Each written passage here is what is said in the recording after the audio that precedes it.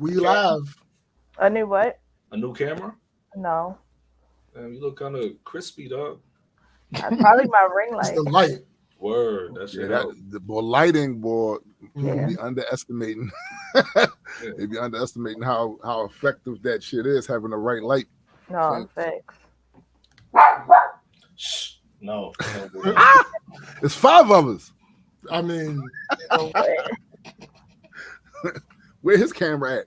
He It's ain't, like he ain't looking too crispy right now. it's He like don't- 17 animals in that room right now.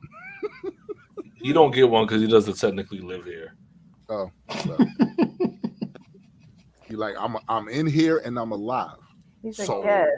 I'm living here That right could now. That could change real quick. Hey, don't be threatening no dogs on live there. What up, Biddy? Why you had to tell him it was? Never mind. Yeah, I'm about to say, nigga, chill. Nah, never mind. Never mind. Yep. Oh God. So ass. Yo, it is 4 people. What up, McKenna? Stream It right is now. 4 people. 4 people. We haven't done this for a minute. Yeah. I wanna before we do anything, I want to shout out Cindy because her dog Harley, at the vet isn't doing well. I just want to be thinking about her. I know what that's like. Yeah, just that ain't doing good. You know what I'm saying? Yeah. What up, sis? What up, sis? Yo.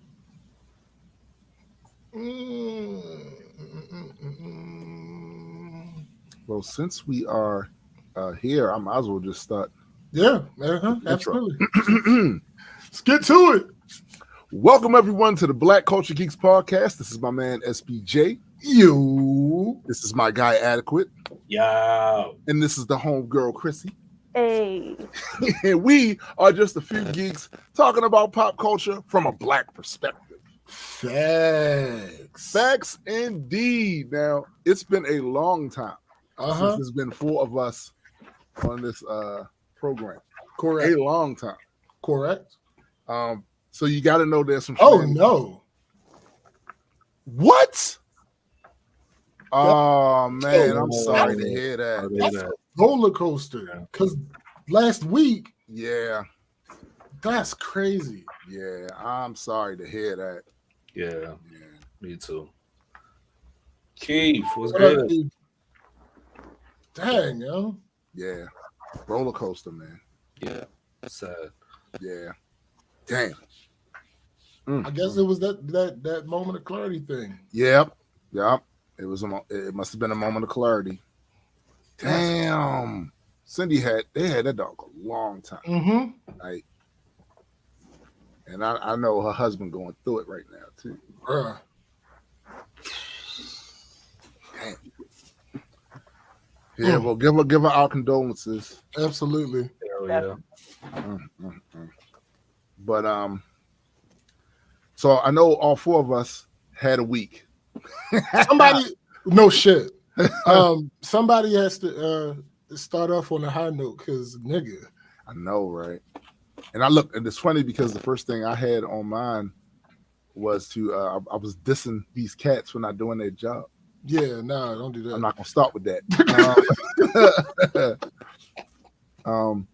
Really, I'm trying to think. Like as I'm looking at the list. So nothing good happened to you this week. Yes, something good did happen this week. There we go. We started, creating. Well, actually, we been started it, but then we kind of fell off of it for a minute to concentrate on other things. But we started we went back into creating the game for the comic book, right? And actually, there'll be several different types of games. And that's something I actually wanted to talk to Cindy about that too at some point, right? Because Cindy makes amazing dice, and one of the games that we're trying to develop for it does involve dice, right? And one of the things Cindy had talked about before was that what kept her from doing Kickstarters and stuff like that before was if they go crazy, and a lot of times those dice games, board games, period, they go crazy on Kickstarter. You'll find people with a board game. I mean, ridiculous. That will crowdfund $800,000 for a board game, right? And because I have been out of the whole board game space for quite a few years. In fact, I used to tell my wife and them, I don't play board games. She said, "Why?" Because they get me bored. Okay. Like I used to, right? I had no idea that market was so not like this. Not like this. I had no idea that market was that way. No idea, right? And yeah, she's right. If she did something that had to do with dice and it went crazy like that, the fulfillment would be bananas, and she doesn't have the facilities. Wait, to do that. Don't give the butt. Right. Okay. But nigga, hold on, I'm not gonna say it. Okay, we can work around that. Right. We can work around that. We can work around that. There is a way to do that. You know what I'm saying? Thanks. But that I'm really kind of looking forward to that. Because one, little did I know that behind the scenes, the head of our art direction, Joseph, he had already damn near finished the first board game design that he had. That's almost finished. So what we're probably going to do is get a prototype of it made up, and then get people who are into board games, right, to test it, play test it, right? Because I wouldn't know, right? Because see, this thing about me, when I lack expertise in something, and this might be weird, I don't pretend I have it. No, yeah, it's not. What a novel idea. You know what I'm saying? Like I get that, you know, that's a little odd. Yeah. And it's bad that I'm even saying that it's odd. Right. Right. But a lot of people, man, like, you know, they want credibility in spaces they haven't earned. You know what I'm saying? And that's not something I do. I don't know what makes those things fun. So there's a list of people that I definitely want to cobble together once the game is made and have them play it, so they can give us feedback on whether or not it's fun, whether or not it works, whether it's balanced, because that's the other thing. It has to have balance in it. Can't be too weighted, too heavy for one side or whatever who's playing the game. So definitely going to need people, and I already have a list of people that I have in mind. But if anybody else would like to test it once we have it up, we will be putting out a quote unquote casting call for people to play the game, so we can observe it and get everybody feedback. But like I said, just looking on Kickstarter, that's not the only games that I see that go crazy. Card games. Oh yeah. I mean, bro, I literally saw somebody do a card game up there, and I think they did the 30-day campaign. They still had a little under 20 days left. They were at $2 million. Jesus. Right. These are card games, folks. No now, shit. the cards are beautiful. Right. They can't hold you. They look amazing with the graphics, and it's very nice design cards. And I guess the game is fun for those who like to play it. $2 million, oh my God! Yeah. Yes, man. You never know until you know. That's crazy. Yeah, so we're definitely going to do a card. Yo, it's not that crazy if you really think about it, though. I mean, Uno and shit like that. No, not Uno, nigga. Pokemon. Right. Yeah. Pokemon, But see, you know what it is? When those card games, Pokemon, Yu-Gi-Oh, and all of that, when they came to prominence, I had already aged out. No, I get that. I get that. So I didn't know that. I'm simply talking about the reach, the audience for that type shit. It's like, crazy. You gotta imagine that those are billion-dollar franchises. Facts. So of course, some other things in the genre would be million-dollar ones. Yeah, and that's the one thing I gotta say about crowdfunding places like Kickstarter. They even a playing field. Yeah. Before, businesses had to go and get some capital. They either had an angel investor or they had they already had money. People already had money to invest in it in the first place. Right. Now though, you kind of can skip the line and go straight to the consumer and say, "I got this idea. Hey, you like this? Right? You want it? You want it? Help me make it. Help me make it." You know what I'm saying? And just looking through the website and seeing the amount that website has generated over $7 billion for like small businesses. Oh yeah. Crazy, life-changing shit. So it's like we didn't always have that sort of thing. So that's why a lot of the people that you see that are now in the gatekeeper space are in the gatekeeper space because they had capital to be able to start. Right. And a lot of other people didn't. So they didn't have as much competition, right? So they got up there and they was good. They did what they did. You know what I'm saying? It was good. And people liked it, enjoyed it, obviously, or wouldn't have sold, right? But they ain't really had a competition like that. Now, especially in comic books. Remember a few years ago, when I was telling you, comic books don't really make a lot of money. Yeah, that's not true anymore. Right. Even in the indie space, it's a $22 billion a year industry. And that's indie. I'm not talking about the big two, DC and Marvel, just in the indie space. $22 billion. So you get your ducks in a row and you have an interesting idea and some quality art. Hell, it don't even need to be quality art a lot of times. To be honest with you, some of that stuff does not look great. You know what I'm saying? But you look how much they crowdfunded. Absolutely, like crazy. So it's a good time now, I believe. And also, even though it's not like it's a competition between the indies and the big companies, because it's not. Because I think a lot of the moves the big companies made is what helped that boom. Yeah. Movies. Well, you know, I have a theory on that. Oh, it's not that. I don't think it's that the movies helped. I think it's that the movies and the TV shows and the video games made it so there was more room for other companies' comics. That's true, but also too, what about this part? Maybe the acceptance of it. Like once something becomes pop culture relevant and it's cool to like now. Right. You know what I'm saying? More people will get interested in it. So I wonder if that works for indies though. I think it do. This is why I say that, because it's not just that one factor. It's the other fact of there are a lot of people who really get off on being to first to like something or to be into something before everybody else is into. That's true. Right. You know what I'm saying? That's absolutely true. You should aim to take your comic to BlurredCon next year. Yeah, most definitely. Yeah, and I'm glad you mentioned it because there's plenty of time to absolutely. Like BlurredCon this year is the second week of July, so you have like a year. Right. So, I mean, and I've seen a lot of like indie and just smaller brands at BlurredCon that I haven't seen at other conventions, and the market in there is just better. Like I think you should definitely. I can imagine so, because that's the one thing too. And I, like the first time I went to a Comic-Con as a business was last year. That was at Dragon Con. And I remember telling Graydon at the time, look, bro, if there's any place we're going to sell comic books, it's at a Comic-Con.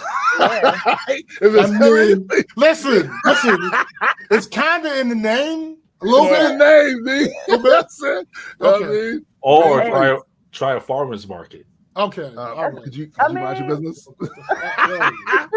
He's not completely wrong. He's not. But he is completely ass. But he is completely ass. At BlurredCon, a lot of people, or like other conventions, especially if it's like a smaller comic or something that's just starting, they'll like sell a button with a character on it, or sell something and then give them an issue of the book just to get people going. So you can do a lot of different like promotion there too. Absolutely, and that's the one thing too. Merchandise does help sell books. Graydon said this week he had went to Panera Bread to get some breakfast or something, and he was wearing the hoodie with the first cover on it, and a couple saw him, and then we went very inquisitive about, hey, is that like an Image comic type thing? Which led Gray to the opening. No, this is in fact my comic book. He always carries books with him. So he wound up selling them a book, and now they have a book. They know about the comic book. So when we do, I think we're probably going to do another Kickstarter in October, right? These are more people that are aware of it. Right. that can only help, right? Merchandise up, and when we was down there at Dragon Con, wearing the shirts. I remember getting on the elevators. Them elevators was ridiculous too. We're getting on them elevators, and people see the shirt and they ask about it, and it just makes an opening to talk about the comic book and promote and sell the shit. You know what I'm saying? So, like, BlurredCom definitely. That sounds like something we need to be doing. It does, 100%.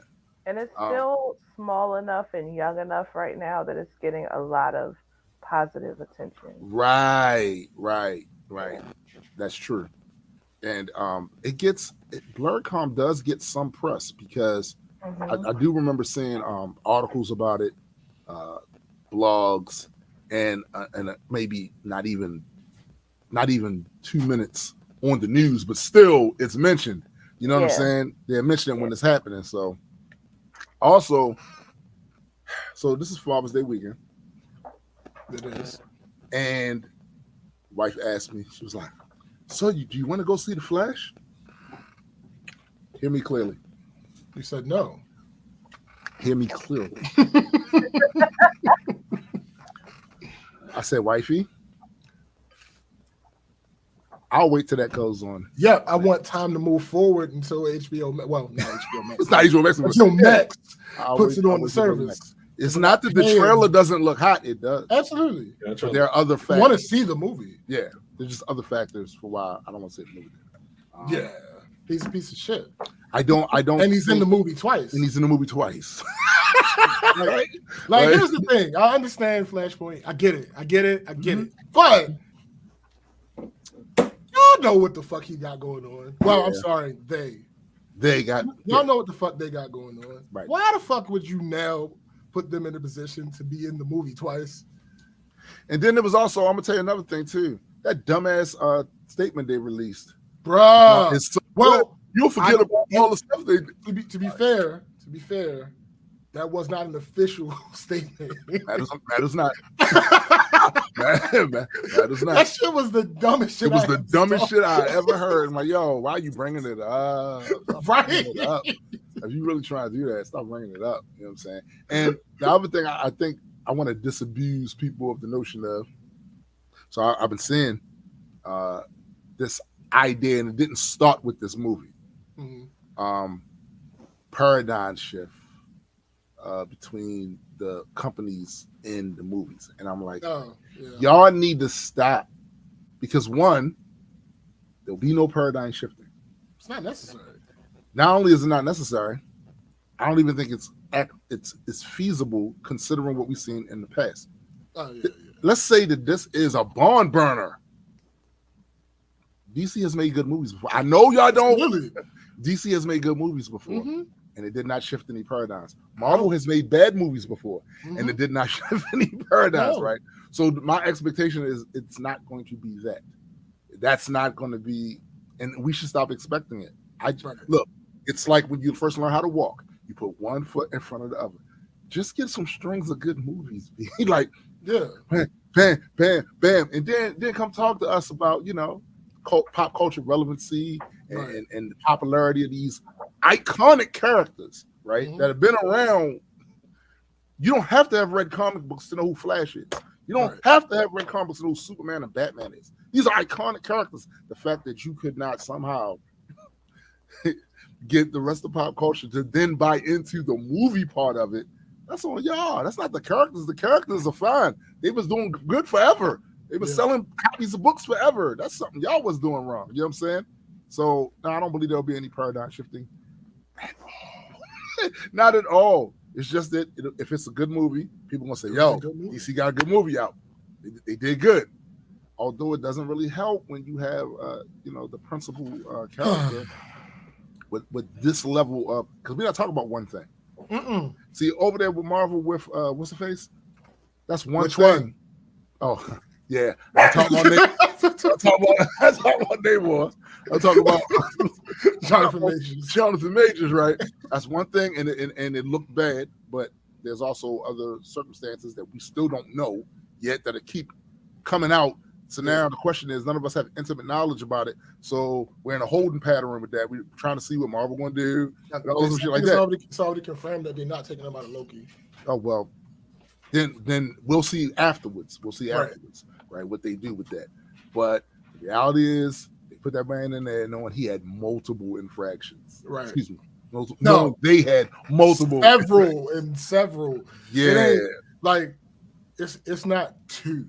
It's not 3. No. Yeah. No. And, I'll wait. I said, I'll wait. Facts. I mean, it is what it is with that. I got other things I'm looking forward to anyway. You know what I'm saying? So when it comes out, and the good news is that stuff does not sit in theaters super long like it used to back in the day. So in a few months, it'll be on Max and people get to see it. Right.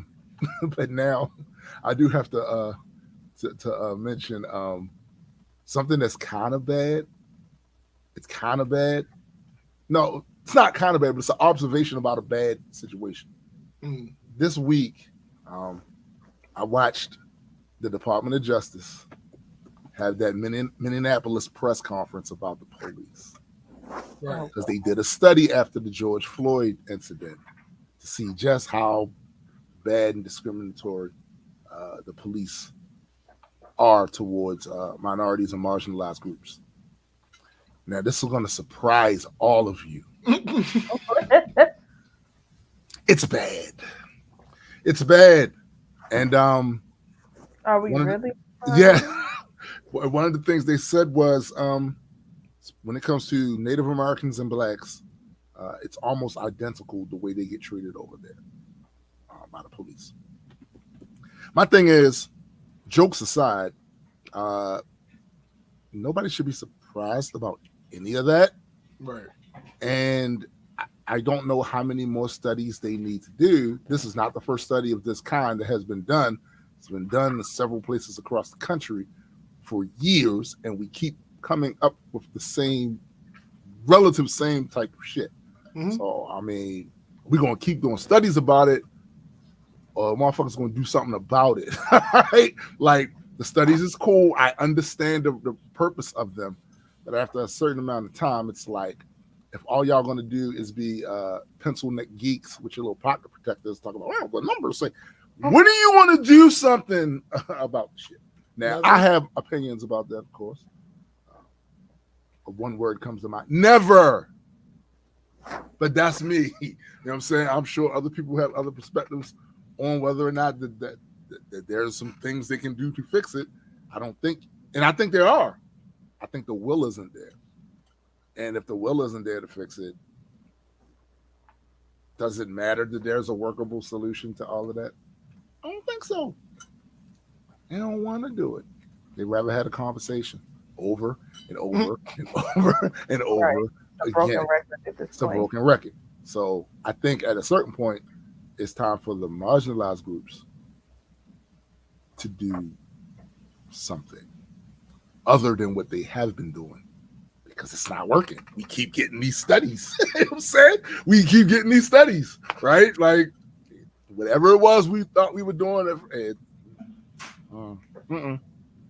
and we just got to be a bit more transactional with this place. That's all. That's just nasty. It's nasty work, bro. It's nasty work. And finally, the other day, my son walked in the house, and I thought he was by himself. Turns out he was not by himself. Some big dumbass fly came in with him. Okay. This fly. this you fly, already was canceled for the day. Then you gonna say that? This Come big, on, yo. Listen, this fly. That's like the spider. So you know what? I understand. I think he had a homeboy that brought weed in the crib or something. This fly was so big, bro. This fly was so big, it might as well. Yo, Jesus. This motherfucker was big and had the nerve to be annoying. He's every. I mean, you they hear usually him because they're slow. The bigger ones are just slow and annoying, and they're loud. I'm glad you brought that up about them being slow, because they are, right. When a fly comes in your house and it's the size of your phone, that motherfucker ain't doing the. It's doing shut the fuck up. It's doing this shit. It's doing this shit, right? The size of the phone is crazy. You hear the motherfucker. It's all in the blinds. You hear it in the blinds. Yeah, making all that noise. Like, you motherfucker. And I'm glad you brought up the fact that it's slow. You know, cat reflexes are talked about, have been talked about since ancient Egypt, right? They are quick, dumb fast, like spot. Anybody, any of y'all watching them Tony Baker little short videos on Instagram where the cats be giving each other them skippity paps? Like, you almost can't see, you cannot count the amount because it's a blur. They fast as hell.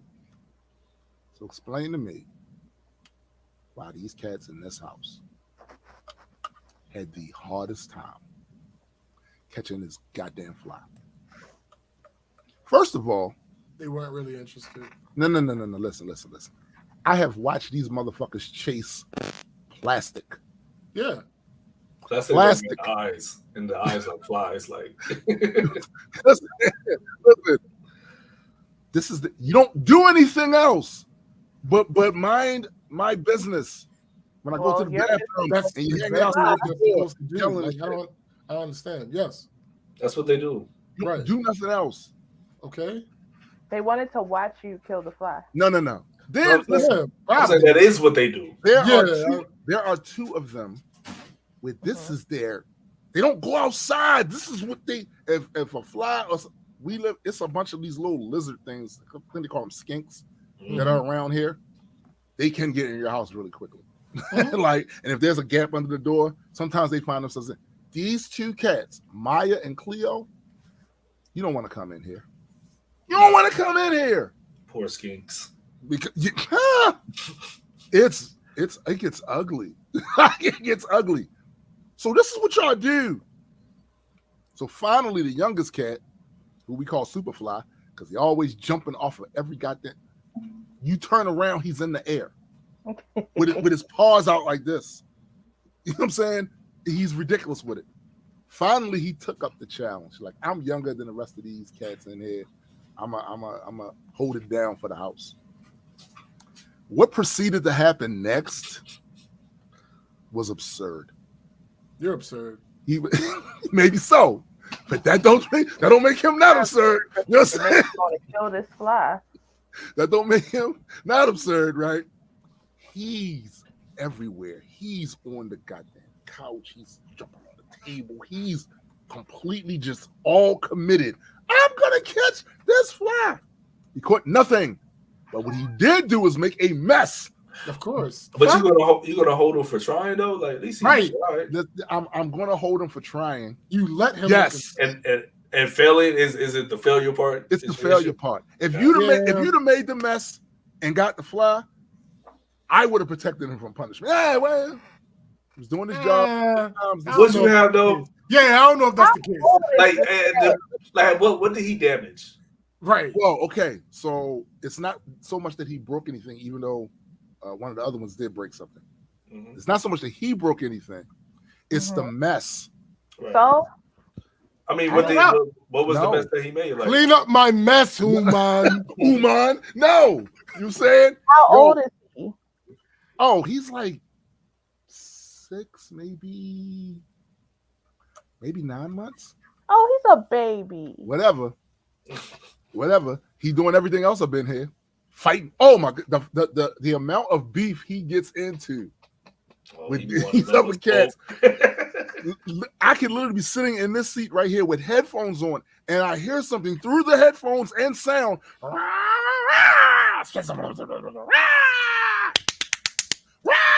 Yo, and then he don't stop. You know, cats have certain sounds they make, right? Mm-hmm. To let you know I'm not playing with your ass. Yeah. Finna fuck you up in here, right? Yeah. He hears them. He don't give a damn. He don't give a damn, bro. Not once. I mean, some of the noises that I've heard come out of Maya I have never heard this whole time we had her. That's how annoying he is, right? I mean, these hisses are wet. Like wet. Crazy.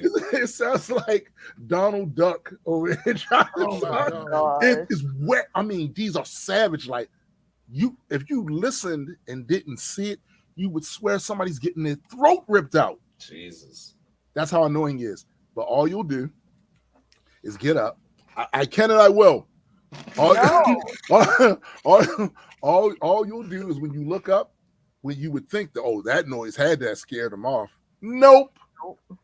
He's still there. He's still pestering. He's still trying to find a different angle to attack. Like he is so annoying. So annoying. So you're getting all this practice in. It seems really easy to take down this fly. It's not the same thing. Listen, I would argue that the fly moves slower than the cats right now. That much. All right, come the fuck on. Not the water bottle. I'm around here doing this. Look, all right, hold on. One thing that you forgot to mention, sir, point of order. If the fly was moving that goddamn slow, why the fuck you ain't get rid of it? I'm 54. Nigga. I'm 54. Nah, nigga. It's like Chrissy said, you got thumbs. I got arthritis. Like, you got thumbs. You got thumbs. Opposables, my guy. Man, thumbs are overrated, B. No, they're not. Y'all didn't try to kill flies. Y'all know. I know. Them thumbs ain't really helping y'all with that. I know how to catch flies. Listen, Mr. Miyagi, I get that you can grab the chopsticks and do all that shit, but all of us can't do that. If anybody's actually interested, because it's a useless useless knowledge. Is it during the summertime? No. What I'm about to say is useless knowledge. Who the fuck wants to do this? Then I don't want to hear it if it's useless. You can nobody cares what you want to hear. You said anybody. You said if anybody is it right. Okay, go ahead. You are everybody. Nigga. So flies fly like helicopters. So they don't ever take off forward. They always go up first. Yes.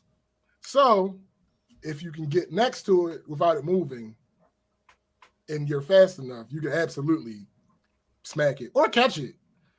Catching it's nasty. I ain't gonna hold you. Like, don't catch the fly. Yeah, don't. So I just want you to know, flies, they have the landing pads they choose are ass. Yeah, for real though. Yeah. It made it makes sense to them because they get away with it, but still, like, it annoys the fuck out of them. Right. The things they tend to land on. Yeah. So you catching them in your hand? I mean, all right. That's what I'm saying, nigga. Catching them is not the move. Like, that's what it's not, nigga. It's not. It's actually it works. You just don't want to do it. Nah. Yo, yeah, you don't want to do that. You realize that this fly trap or something. Those sticky. Nigga, what's happened in what I just envisioned in my head. The collage of images I just noticed in my head of the type of shit I've seen flies like, bro. Literally. Yo. Oh my goodness. Well, eventually, we just opened the back door and it eventually found. What a novel idea. That normally works. Well, not in cars though. Do that from the start. I hate opening the back door. I hate opening that shit. We got cats. Y'all don't do nothing else. I'm throwing you a boom. Here's an activity. I mean, like, you know what I'm saying? No, but I get them though, because like even if you open the door, you risk having more other flies coming in. You know what I'm saying? So, or mosquitoes. That's like last resort shit. And the mosquitoes around here, you know, I live. James, you didn't see my backyard. It's a woods. It's a woods right out there. Mosquitoes and water, like a little further down. So you know. A lot of mosquitoes around here, and they find their way in here when we don't necessarily thinking we doing anything to let them come in. We turn around and there's something, and it's like, yo, how the fuck did that get in here? You know what I'm saying?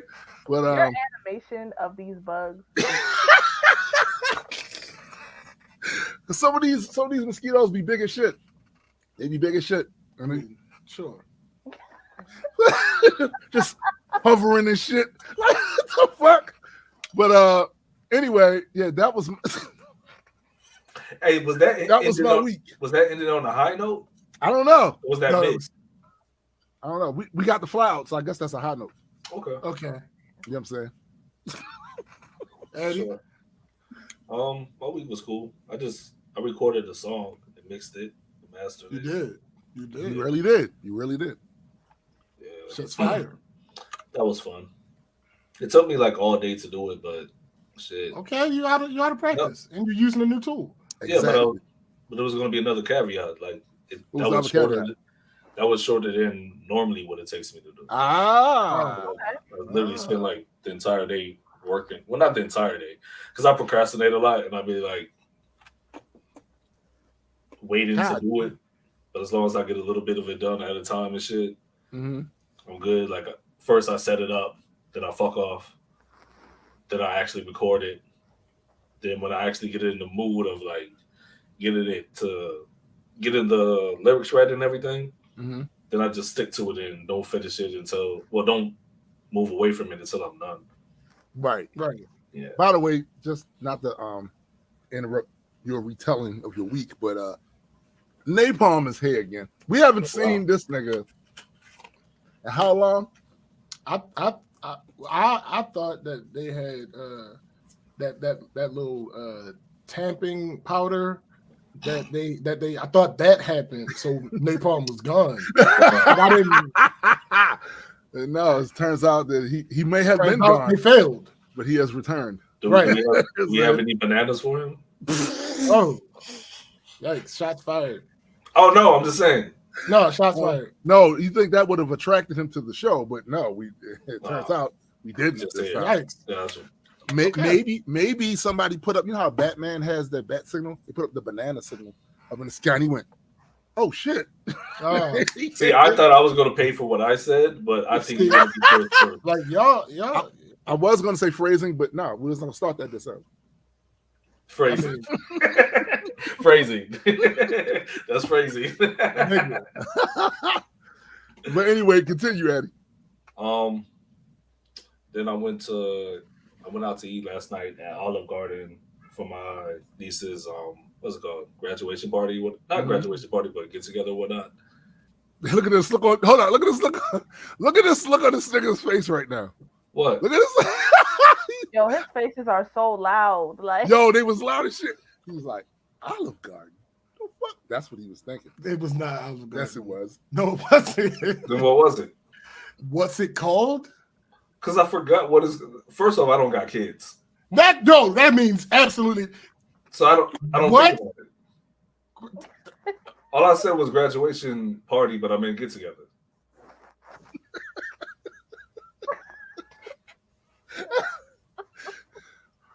Tim, that was your fault. Mm-hmm. But yeah, that was my week. Damn. What the fuck? I know you got some other stuff you listening. Nah, that's it. Okay, Chrissy. Okay. I am mentally still on vacation. Oh, I know that feeling. Cruise life, because why am I back? I mean, I got back a little over a week ago, but obviously I couldn't join the podcast the day after I came back. Right. So just to recap, I went on vacation with my family for the first time since I've been an adult. Damn. We don't do family vacations. Word. This was because in 2020 I graduated and they were taking me on a cruise, but then COVID happened, so we just went. It was fun, but 7 nights with my family. I don't know. By the end, I was like, don't even speak to me. Like, I just want to get home and not talk to you. Like, my social meter was gone. And that doesn't happen to me. I am an extrovert. But my social meter for my parents was gone. That'll happen. That'll happen. The issue I realized was, and I would 100% do a family vacation again. It wasn't like it was horrible. Okay. The issue is I am just a lot different from everybody I went with. The fact that reasoning that you use right there is literally word for word the reason why I don't go to when the family has these huge. I don't be there. I'm just not. I love them, but we're not really the same. Right. Yeah, we're not. Yeah. So that was interesting. Like I said, I would do it again. And so I did a cruise last year with Carnival, and then this cruise I did with Royal Caribbean. And what bothered me is everybody talks so bad about Carnival. Yes, they do. They call that shit the Walmart of the seas, the Spirit Airlines. I was about to call it. Yeah, that's what I heard. The Spirit Airlines of the seas. Yeah. And to be honest, it really wasn't that much different. Like it's a different crowd. It just depends what you like. Like people are just stupid. Like if you don't like ding ding ding ding ding ding ding ding ding ding ding ding. If you don't like partying and like loud and all that, then no, don't go on Carnival. But that just means you don't like that. Then go somewhere else. Like that doesn't mean anything's wrong with Carnival. Why is this nigga? Yes, exactly. Oh. Because there was like, it was very rare. I saw people in my age range. It was wow. It was family, so it would be like kids, parents, grandparents. But then it shoots all the way up to grandparents. Wheelchairs to wheelchairs. Oh, damn. Like to scooters and wheelchairs. From strollers to wheelchairs. Exactly. So yeah, as my friend says at work, from diapers to Depends was on that ship. Okay, Joe. It was fun though. Like we had a good time, and just because they're older people, they definitely still know how to party. Well, yeah, I'm sure. There was bingo. I didn't go to bingo. I went to karaoke, but there was bingo, and I realized when you're all confined on a ship. Now, granted, the ship was huge, like but 16 floors. You get to really experience people. And one of my pet peeves is people. We get it. No, that's not the end of the sentence. You're trying to act like it's not, bro. People that stop in the middle of a walkway. Or people that don't. I don't like that shit either. In the malls, you're walking in malls. Yeah, like people walking here.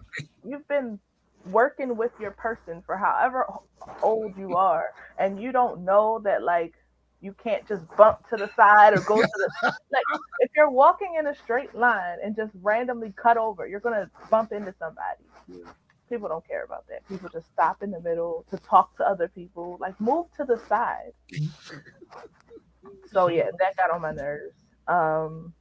There was like one night where the ship was like really rocky and funny. People on TikTok, I guess they don't know how water works. They blame Carnival for that. They blame what? Oh, they blame Carnival because they're like, see, this is because it's the Spirit Airlines of the sea. They don't know. They're bugging. They are so bugging, yo. And I'm like, no, it's waves. Like it's a storm. Like it has nothing to do. Right. Like it has nothing to do with the cruise line. I didn't feel the boat move when I was on Carnival, but I definitely felt it move on Royal. So no, that doesn't work. Yeah. I mean, it was a great experience. I'd go again. I am going on another cruise. Yeah. Let me ask you this. Have you ever considered going on any of the Disney cruises? No. No. Said that shit flat. Like, no. Listen, I love kids, right? I love kids. I want kids. Like, but I do not want a ship that is geared specifically towards children running everywhere. I get it. Right. I get it. I'm going to put my foot out and trip one of them by the end of the Nice. No, but I get it though. I mean, I've had experiences that could have been a lot better, if not for the crotch fruit that was running around. Okay. That motherfucker. You know what I'm saying? Unsupervised, like free range chicken, right? Just around it. I'm like, could somebody?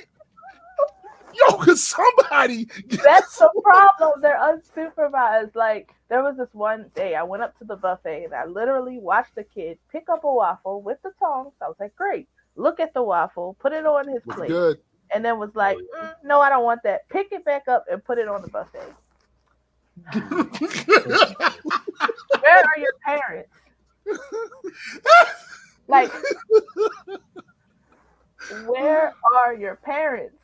Yo, here's the thing, though. Here's the thing. His logic wasn't completely wrong, right? Because here's the thing. James. When he removed it from the public place, he used the proper utensil. I mean, when it was on his plate, he's still wrong, obviously, but throw it in the trash. James, it's one of them things that make you want to go with some like tongs, pick the kid up, and go, yo, whose man is this? Anybody want to claim this? Like they dangling like this. Whose man is this? Like, yo. I did get to buy some amazing rum cake because when I go to the Bahamas, I always go to the rum cake factory. And this time I brought everybody that I could back at least one. So my suitcase had like a stack of rum cakes. But no, they're really good. James, was it not good? That shit was potent. Yo, why did McKenna and Cindy call them crotch goblins? Yo, listen, I can't. I mean, what else are they? Oh my goodness. Crotch goblins. Yeah, crotch goblins is crazy. That's not fun. Crotch goblins is S tier though. You got it. That's S tier. Yo. Oh so, my goodness. That was the cruise.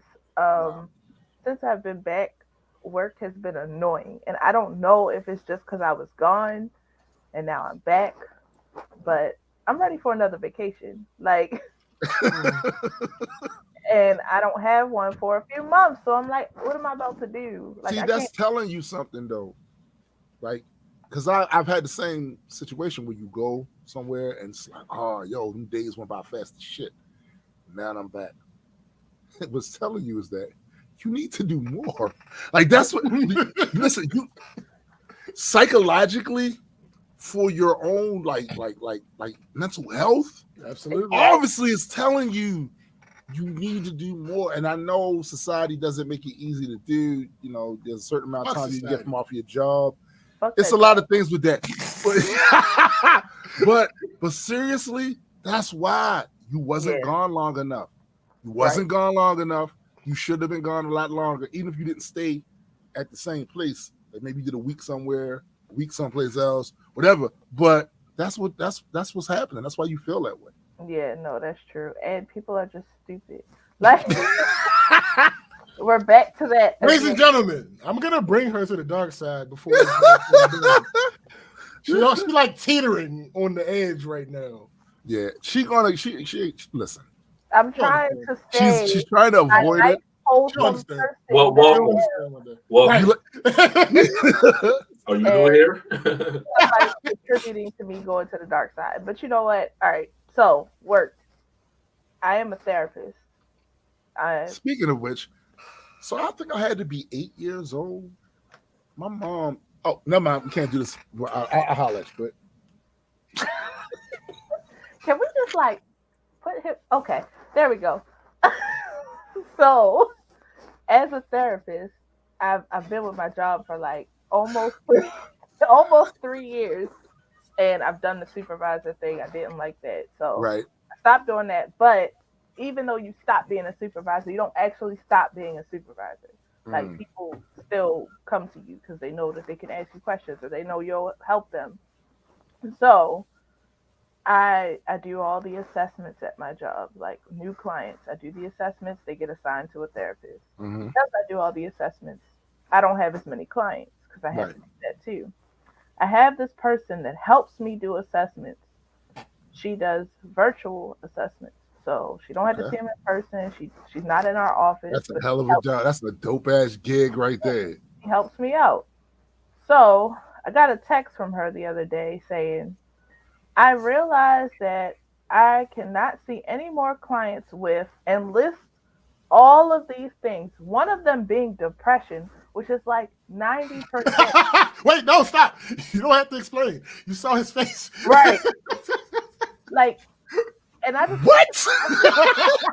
right. I can't take on any more clients that have severe depression, that have suicidal thoughts, that have this, that have that, that have that. I'm like, so who are you seeing? That's like saying, listen, I'm an employee at McDonald's and I'm telling my supervisor, I can no longer wait on hungry people.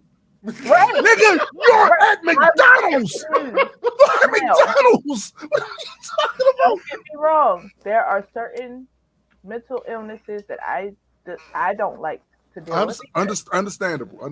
But there's one for me. And if somebody needs me to do it, I will still do it. Right. But it's just not my preference. You can have preferences, but to say depression, like what? That's general as fuck. Right. So I was just like, I wasn't even asking you to take a client. I was asking you to do an assessment. The assessment is when you find out what the client has. And if at that point you don't want that client, that's fine. Give him to somebody else. Right. That is the perk of being the one to do the assessment. Exactly. So I was double confused because I wasn't talking about her taking a client. I was asking her to do an assessment. It's right there, Joe. Like there was just equations like that meme with the equations around my head. I really was like, well, what am I supposed to do now? So now I'm not giving you anything. Facts. And this is a contract worker, so like they only get paid if they see clients. So now I'm not giving you anything. Talk about this is literally her smacking herself. Wait, never in the history of my remembrance has this phrase made more sense. You had one job. What? One job. One. What are we doing? Yeah, and I was just like, you know what? I can't deal with these people. Like, no, see, you almost there, Chrissy. If you just take these one word out, you took these. I can't deal with these. Y'all are not influencing me this much. I am. No, I absolutely am. Especially not you. I hear you. I mean, it's okay. The water's fine over here. It's amazing. We have cookies on the dockside. I will be there's all the way over here. There's drinks with little umbrellas in them. We got AC, all that shit. All trees and shit. Like, I'll go back to the Bahamas. The sun is always setting. Always. Always. So, yeah, what up, Discord? Stressed me out. I think I had. Hold on, I had. What's up, Discord? Else.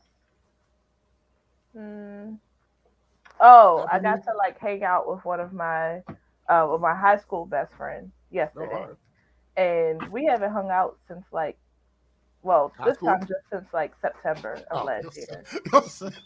It's usually worse than that, but you know what? When we hung out, what I appreciate is I love a friend that can understand like it's no love lost. We get together and it's like we never were apart. We just go right back into talking about like our lives. It's not that awkwardness at first. Right. And I'm like, you know what, as I get older, I value those friendships so much more. Absolutely. That I could just like take a moment and just disconnect from the craziness that I have generally and just talk. Oh my God. Shut up. I'm not talking about you. Oh, okay. I take my shut up back for that. I'll leave it. Yeah, so that was nice. We went out to eat, we talked, and I was like, we're not gonna do this thing where we're like, I'm gonna see you soon. Right. Like we're not gonna let this happen again because it's just not true. Like, Facts. so instead, let's just put something else on the calendar and stick to it. Right. As Right. opposed to being like, oh, we're not going to let this happen again. We're going to see each other.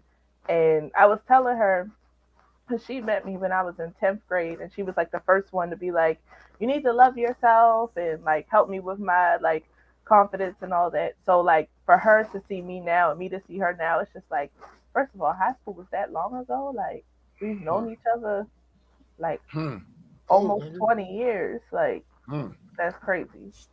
But yeah, like that was really nice. Other than that, I mean, my week has been mostly normal. I think I need to get back on a cruise ship just with some different people. I understand.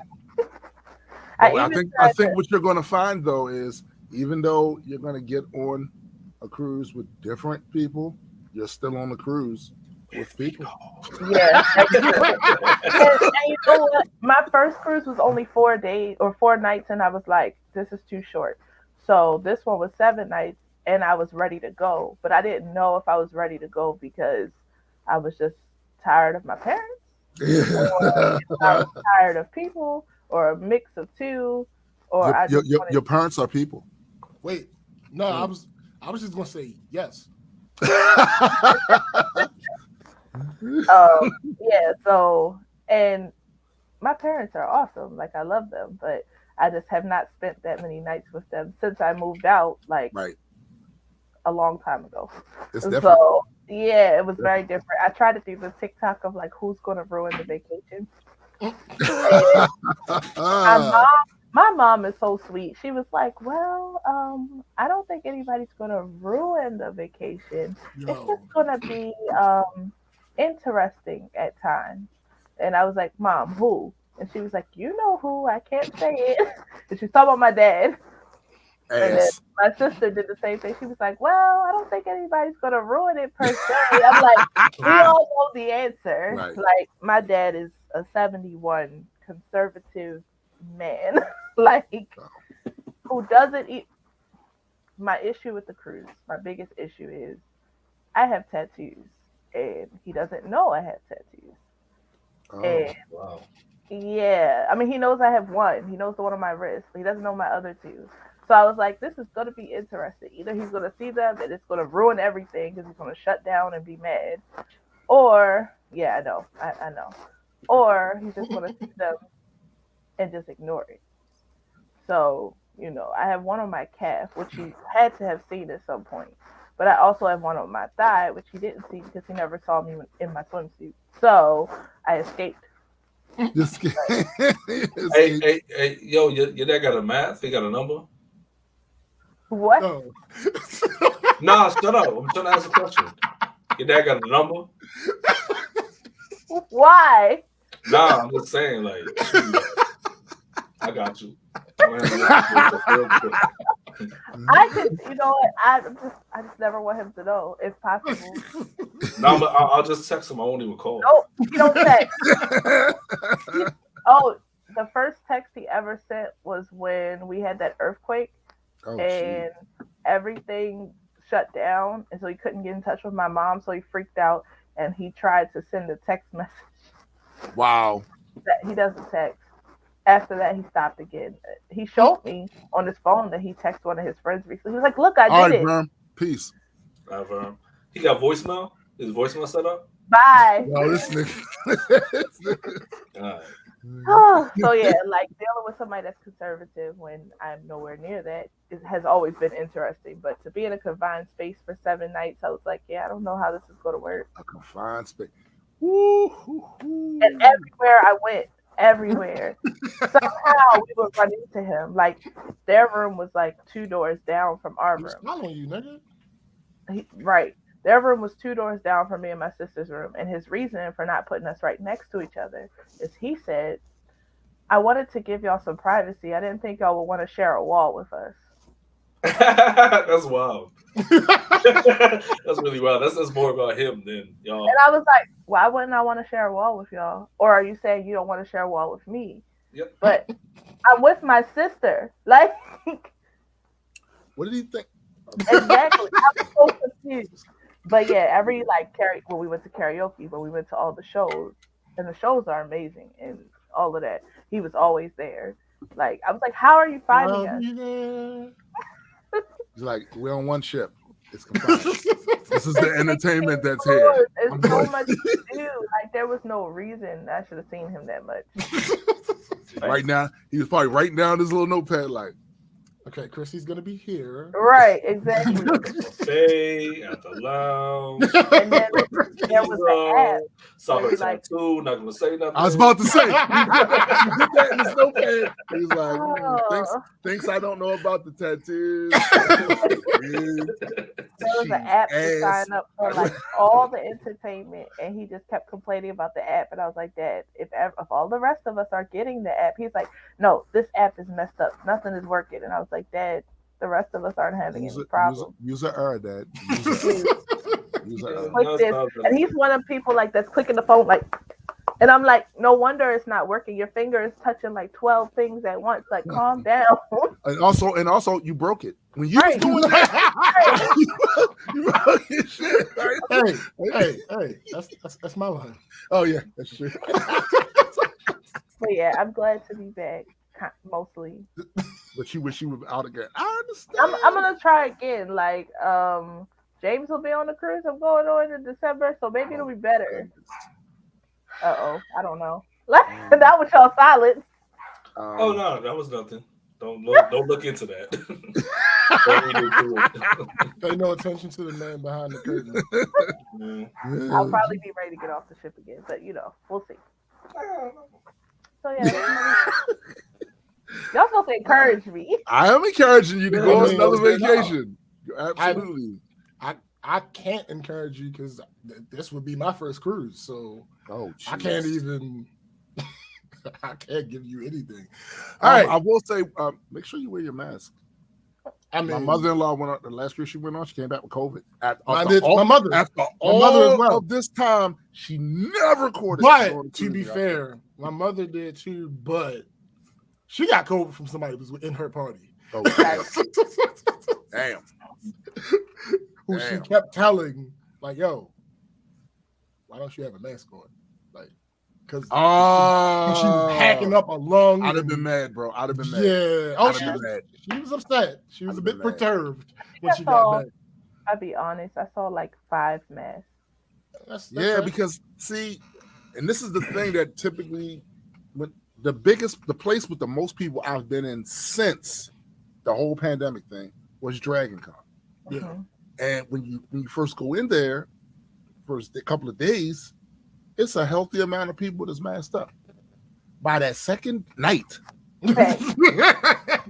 now me, I was walking around masked up because I wasn't. Listen, I'm away from home. I'm not trying to catch nothing and come back home. You know, I'm not doing none of that shit, right? But as the days went on, they dwindled more and more and more and more to the point where I would go and be in a whole area of where one of the hotels were and see no mask but mine. Like, and they out there in each other's face, they party. It's packed. Yeah. I literally had a conversation with one of the managers at my job. Peace, Patriot. He like, yo, why you still wearing a mask? Mind your business, Napalm. Go ahead. He's like, why you still wearing a mask? You scared of COVID? Yeah, I just want people to like, first and foremost, mind your business. It's all I want. No, if people just mind their business. No, you can always shut the fuck up. You can always shut the fuck up. Yo, it's like, it's one of these things. I feel as if I'm about to get a rash every time I see an obvious case where you could have just minded your business and shut the fuck up. I mean, you scared of COVID? You scared of these hands? The fuck? Yo, all right. Stop it. So, a lot happened. Exactly, McKenna. Exactly. It's a lot for no reason. So I did a little. It's not even really rearranging. I realized because I was recording a TikTok and everything was like, I don't know why the fuck it was like this time. Everything was in my fucking way. So So I rearranged my shit, and I was only going to do it temporarily at first. But nigga, so I have these two monitors in portrait mode, and I still have the third monitor that I can keep in landscape, and it makes sense because I do a lot of work that is in portrait mode. Right. Also, it has the fucking monitors out the way because the arms that I have, I can move them bitches out the way and actually record myself without having to worry about the monitor being in the way and all sorts of bullshit. So that was a pod which started off on a high note. Also, no, before we no, it's not that time yet. It's not that time yet. Me and Chrissy went to this pop-up shop Sunday. I ain't been in one of those. And that my little sister put together. It's pretty cool. She's extremely talented, like one of those fucking unicorn people. She draws, she paints, she bakes, and I think she dances too. She beats out here. So bruh. So shout out to her. Shout out. Dej Creations on IG. If you're listening and you're in the Baltimore area, go ahead and check her out. She should actually do a sponsorship with the show where we get like food from her. I mean, listen, I'm working on it. I'm working on it because nigga. Yeah, you should be bringing me cupcakes. Like, yeah, you part of the sponsorship. Dude. Actually, you follow her on IG and you live closer to her than I do. So, oh damn. Yeah, you can go ahead. Well, I didn't know where she lived. I would go get cupcakes. I'm just telling. No, I'm telling you. I'm pretty sure she doesn't just stock them. You don't know that. I could be wrong. Absolutely. Next thing, Facebook. I mean, Facebook always be bugging, but Facebook be bugging, yo. No, so Facebook has started recommending scam profiles now. Yeah. Oh. So I'm scrolling the timeline, and you know how every certain amount of posts you see the little people you may know thing. Well, whenever I see it and it has somebody on there who I don't have any mutuals with, I always click on the page to see why Facebook thought that it should be recommending this person. Right. I always start with the photos to see if I actually know them. Then I check out the posts. Same nigga. One that I saw, her name was Deja Williams. This particular profile's picture was a picture of a super thick black woman. So I'm going through the profile pics, right? First 6 pics are pictures of a super kind of black woman. No, wait. They're pictures of a super thick black woman. But different ones. So yeah. Wait. The 7th pic? Yeah. Some nigga. Yeah, that's how they go. Yeah, some nigga. The next like 10 pics are different pics of this same nigga. Yep. So I scrolled to look at the posts. The first post, a video where the thumbnail is a thick black woman, but it's actually a link to businessdirectory.click. Please do not try and go. Please do not try and go there. Anybody that's listening, please do not. Hold go up, to any of the sites. Shut up. Please do not go to any of the sites I'm about to mention. Do not go to that one. They'll probably use some nasty viruses, and I'm not going to help you fix them. Another one was... So you know he wasn't talking to the audience when he said that part. He was talking to you. Wait, but what's the name of the sites? No. What he basically said another one of them was... You're going to get a nasty virus, and he's not going to help you. Not going to help, yeah.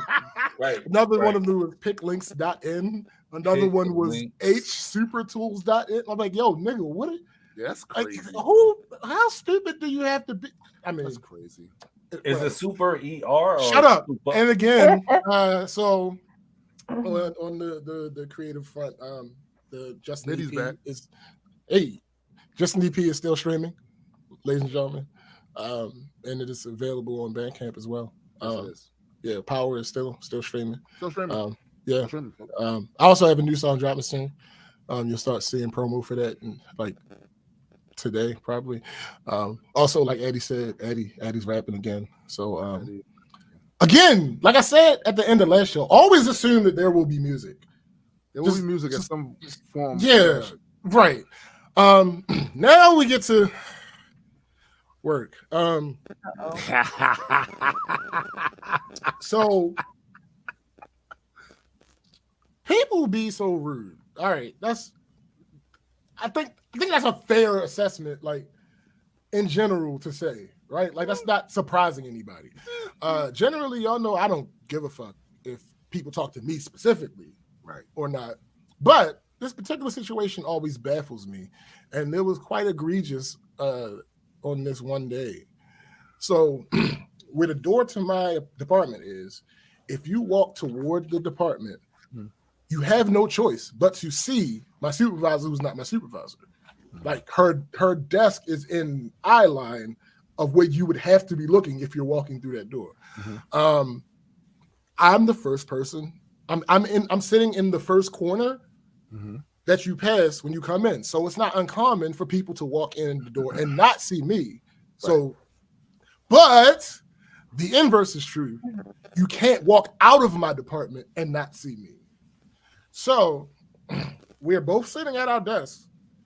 Within the span of like 5 minutes, 4 different people walked through without speaking to either one of us. Now, mind you, there were other people that came through during this time frame who absolutely spoke.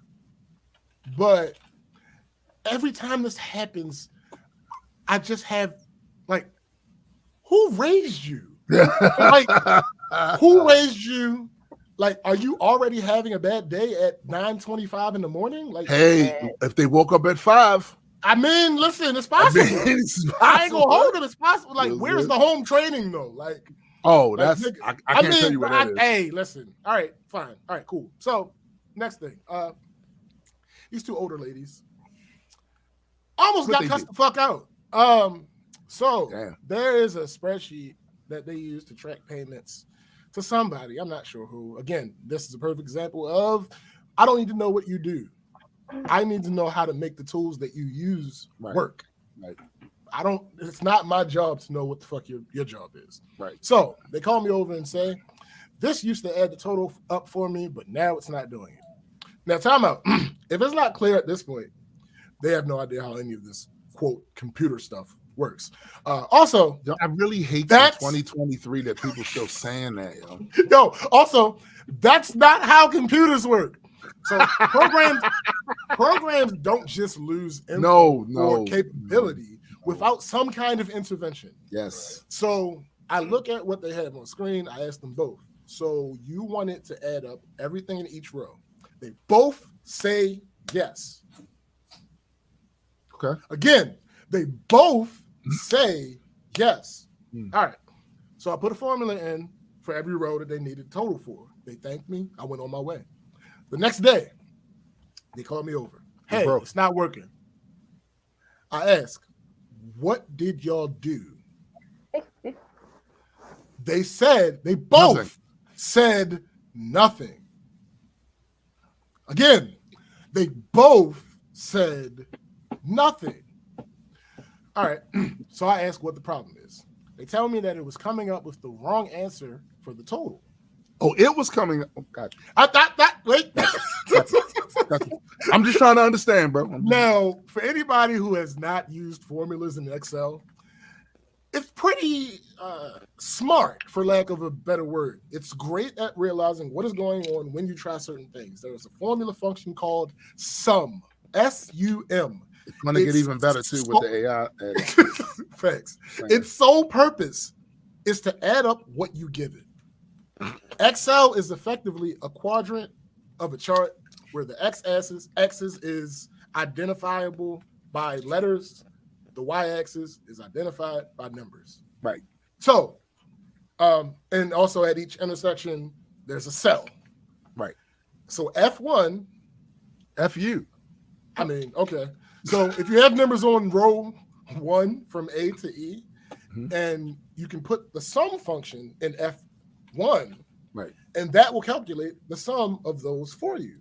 If any of the other rows have that same setup, you don't have to write a new formula from scratch. You can just copy the formula you put in F1, right, paste it in F2, right, paste it in F3, etc. Right. And Excel will understand that the parameters have changed, and it will adjust accordingly. Right. So I look at the file. I look at the formulas that I put into it yesterday. They're gone. What? Just completely going. They're just not there. So remember they said they didn't change anything? They changed nothing. They ain't touch nothing. So then they tell me the number that the total should be. And that's when their ignorance started to become clear to me. Because in general, that's when their ignorance. Because here, listen. Because in general, Excel is a lot more, but for these purposes, it's effectively a calculator. Yeah. Right. Yeah. Calculators don't get simple arithmetic wrong. So I say, okay, what number was it coming up with? They say, one of them says, I don't know. I deleted it. Oh, did you now? Now you admit you deleted it when you said you did nothing? Did you now? Okay. They did nothing. Bet.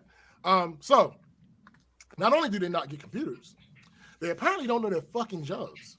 So remember they told me that everything in those rows needed to be added up? Yes. When I put the formula back in, they said the total was wrong. What? Now we went back and forth a little bit until I did something that I rarely ever do with my coworkers. I pulled rank effectively. Whoa. I got fed up and I said, listen, the reason this is off, if it is indeed off, is because of you. You suck. The formula that I put in is doing what y'all told me it should do. No. Do not touch it. Figure out what else is wrong. Nigga, they started turning on each other, blaming the other. They started pulling out calculators. Rabbit hyenas. Nigga. Turns out they were not supposed to be adding everything in the row. What? So it gets worse. It gets a step worse. It gets a step worse. Just like if it's here, it goes like here. One of the numbers that's in that row is already a total. Yeah.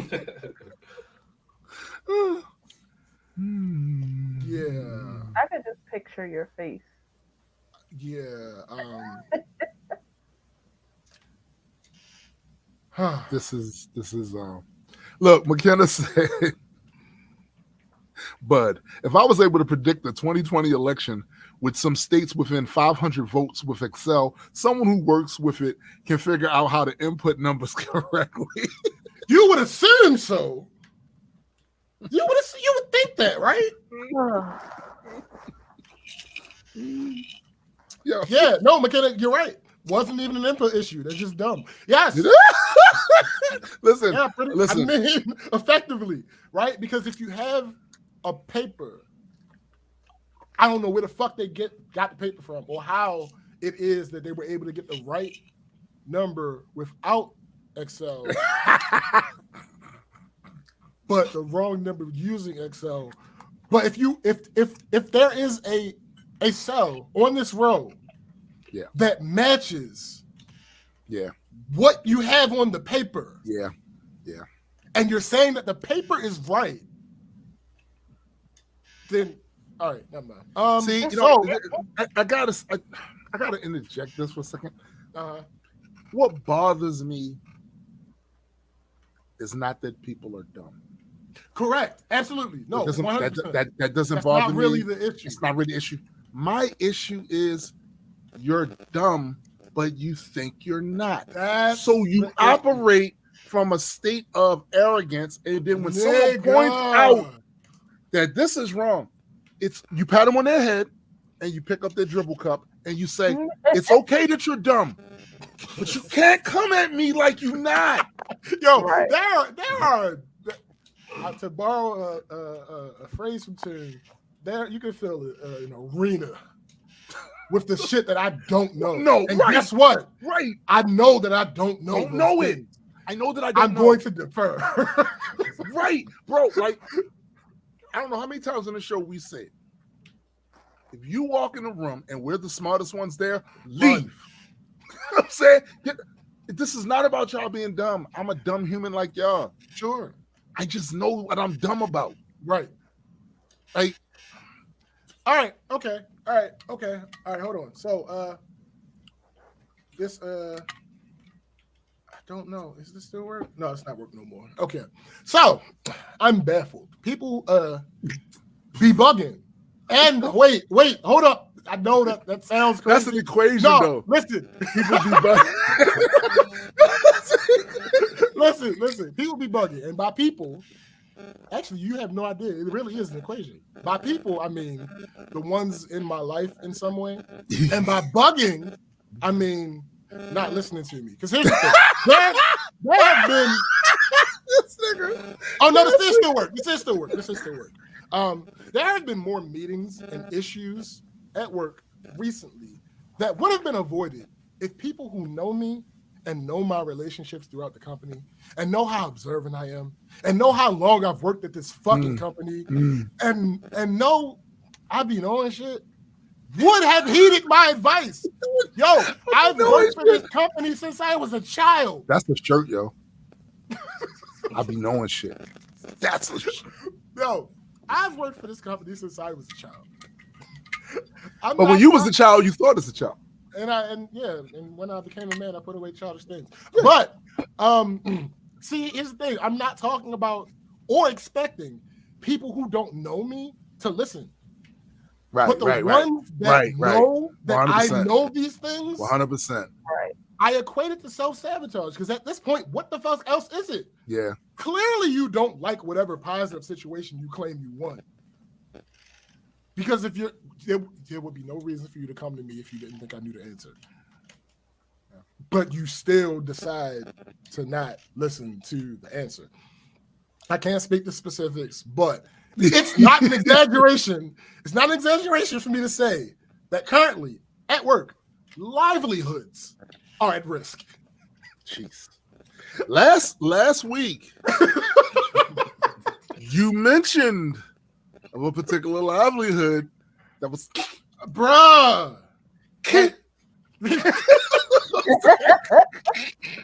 Livelihoods are at risk, and I'm like, yo, what is wrong with you? Again, yo, I've been here, and on top of all the shit that I listed, on top of all that, out of this group of people that I'm talking about, I am the only person who works directly under one of the vice presidents of the fucking company. Yeah. So when I tell you, she's gonna fire you, behooves you, bruh, she will get rid of you in a heart. Again, generally, you got to murder somebody to get fired. The problem is, these people have several attempted murders.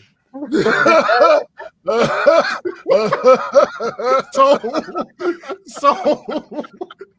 like at some point it's gonna add up, bruh. It adds up to a murder, bro. Somebody's gonna be like, all right, no, right?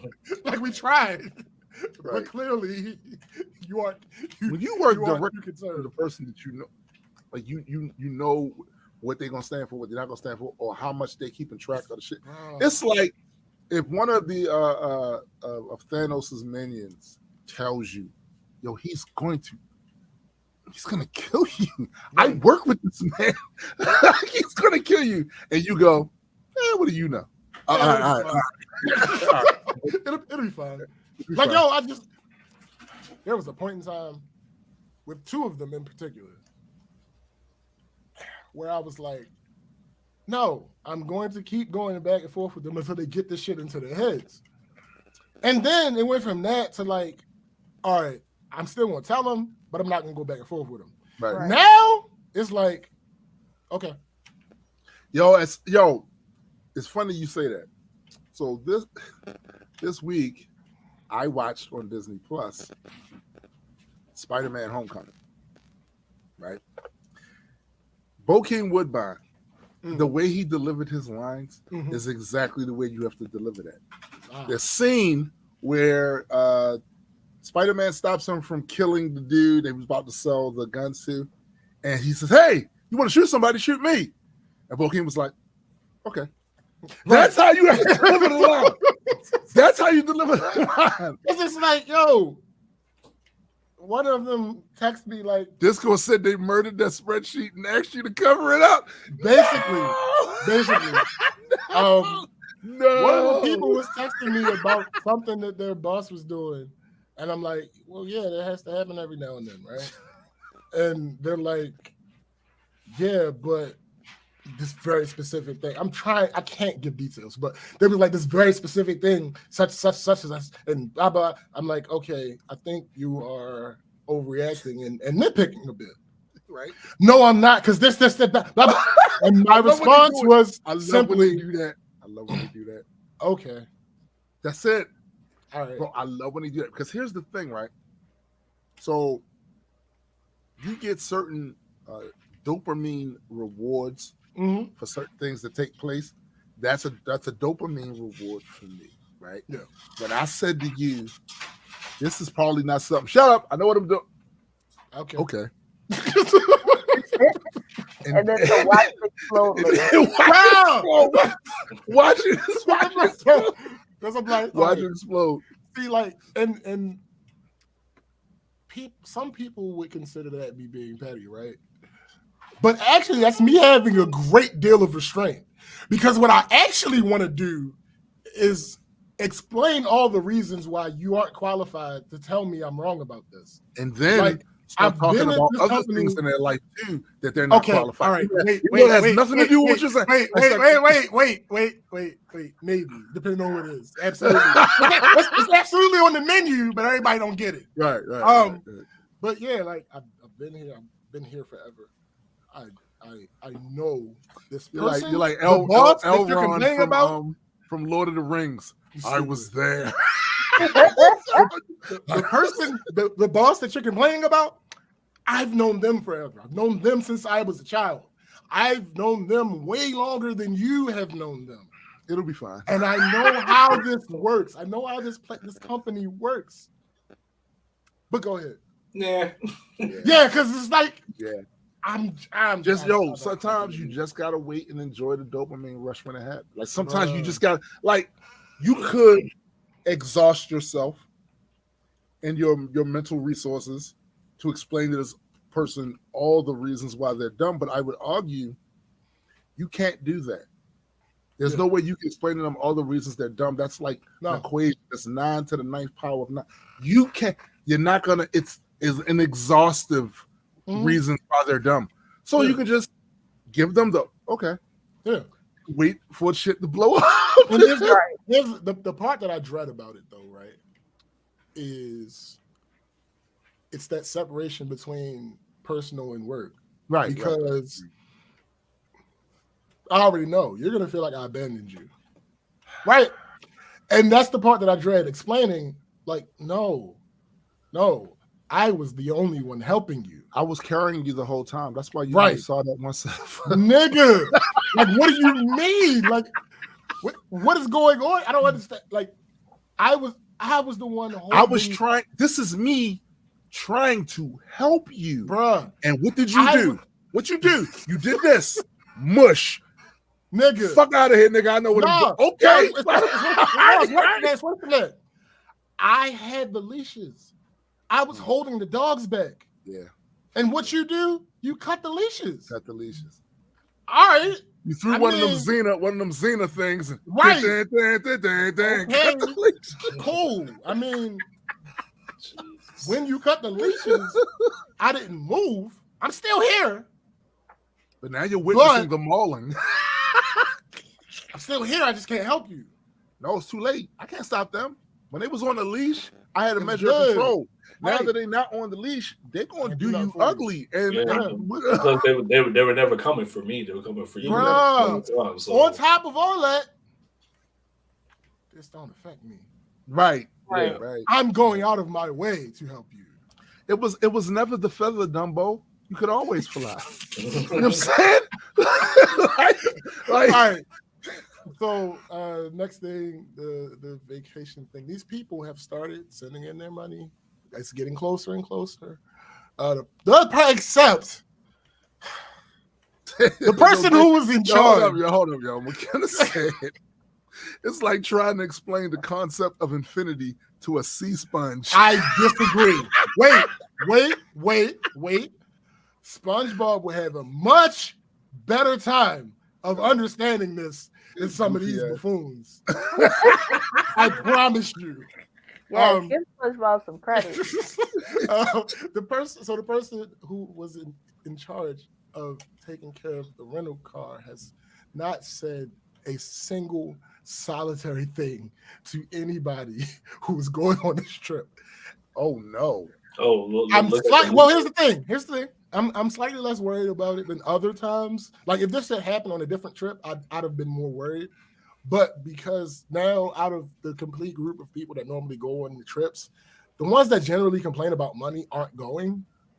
Oh, that's so I assume that the ones that are going already realize that we're gonna have to rent a fucking car. And then see, this is a wait, again, change gonna come. I just can't talk about it. Yeah, because I'm always a little suspect when the assumption is that people know. No, listen. Here's the thing. People know nothing. No, here's the thing. Obviously, Chrissy knows because even if she didn't know before, she knows now. Obviously, Chrissy knows. Fab knows. One of the other people that's going. She may or may not know, but she got it. Right. So, like I said, I'm not like if everybody that normally was going, and this was the case, I'd be panicking because they might not know and they might not got it. Have it, right. So that anyway, so the last thing about my week specifically, we had our employee appreciation party yesterday. So, yeah, motherfucker. She's about to be so extra. I'm about to fuss at you. No, nigga, it's not extra. I haven't told you everybody. I only told you 1 or 2 people, and you were one of the people. So, I know we had our employee appreciation party yesterday. So we closed early, and the people who were attending the party got to leave even earlier than we closed. I didn't go. I never go. But for some reason, even people that are close to me at work always ask me, why aren't you going? I've been there. I know what you're talking about. Here's the thing. Above all else, reason numero uno, and this might come as a surprise, I don't like people. What? When was you going to tell us this? Listen, I'm sorry. I wasn't really comfortable admitting this. Understood, but come on, my guy. That's not something that you keep, please. Listen, it is what it is. There are like 350 people that work for my company. Oh, that's way too. Now, of course, too much people in. That's too much people in there. Now, of course, everybody isn't going. I'm about to say that's. But let's say a third of those people go, and let's matter of fact, to make it easier, let's call it 100 people. Okay. On top of that, you get a free +1. That's gross. Nigga, I'm gross. Good. Yeah. So you could have went and you could have taken me. Yes, absolutely. No. Then the more specific reason that I don't go to these things. So as far as my company's concerned, I'm in the top 3 to 5 of people as far as spending the most time at the most places. That means that I have formed relationships with a lot of people in this company. All of those relationships aren't good relationships. There are people that I don't like, and there are people that I absolutely dislike. The only other people who consistently go as many places as I do are those in upper to mid management, and they don't spend anywhere near the amount of time that I do in these places. They just go to all the places. Right. One of these upper mid management people asked me, again, another person who I have a good rapport with, so he should not have ever thought to ask me why I wasn't going, but he decided to ask me why I don't attend these things, and I told him what I just said. His response was, well, I go to as many places as you do, and I don't have any bad relationships. Now, I stopped just short of busting his bubble to inform him that he only thinks he doesn't have any bad relationships. Yeah. There are a lot of motherfuckers that do not like him. And that leads me to this last reason that I don't go. I know where the bodies are buried. And by that, I mean that I know how a lot of these people really feel about a lot of these people. Yeah. I don't want to play no part in the drama or the whole picking a side thing. So I just stay away. I mean, there's something to be said about you doing the Loki thing where you get them all in the same spot and then you step off to the side and just watch how that shit goes. That's the ultimate show. Nigga, that's true. That's very true. And if one year I feel particularly trolly, then I may do that. But I mean, you could literally trade in your watcher card. I mean, for the Loki card, and then grab your watcher card again. It's true. After you didn't. That's absolutely true. And I could make that happen. Like I could get them in the same area and then just like sit 2 tables over and just watch the awkwardness, bruh. Like, I could, but I won't. You know what's funny? You know what's funny? Yeah, I won't. I got it. But I might. Exactly. If I have to. That's the perfect explanation. Because funny enough, you brought that up. One of my homegirls that works for the company said the same thing. When I explained it to her, she like, but that's the fun part. I said, potentially. Potentially. But that's something I have very little control over, how it actually turns out. Right. I'm good. And you're really, when you do stuff like that, you're really playing with the levers and strings of reality, because too much. You don't really have control over that. Like you're just plucking the strings to get the sound that you want. Right. You don't know what'll happen after the vibration starts, though. It's like, and then they all pointed back to you, like. And that's the thing. Remember that nigga was so quiet when all this shit was going on. Like, is it likely? Is it likely? Maybe not. Is it possible? Yeah, it's possible. Yo, when Eddie said that, all I saw in my head was a situation where you were sitting off at a distance somewhere, and they are going back and forth, back and forth, back and forth, back and forth, and suddenly they stop, and they all turn around. This nigga ain't thrown a punch yet. We've been going for minutes. What's his deal? Thanks. Oh my goodness. Thanks. All right. So, dumbass of the week. Now, it could have been my coworkers, those two ladies. Could have been.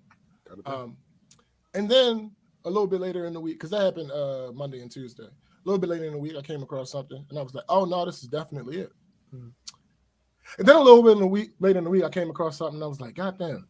All right, so it's 2 of them. It's dumbasses of the week. So the first one, all right, Erykah Badu is on tour.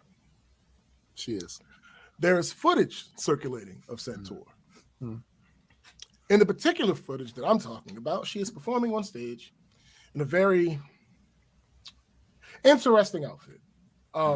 Effectively, she has on a long t-shirt that goes just above, below her,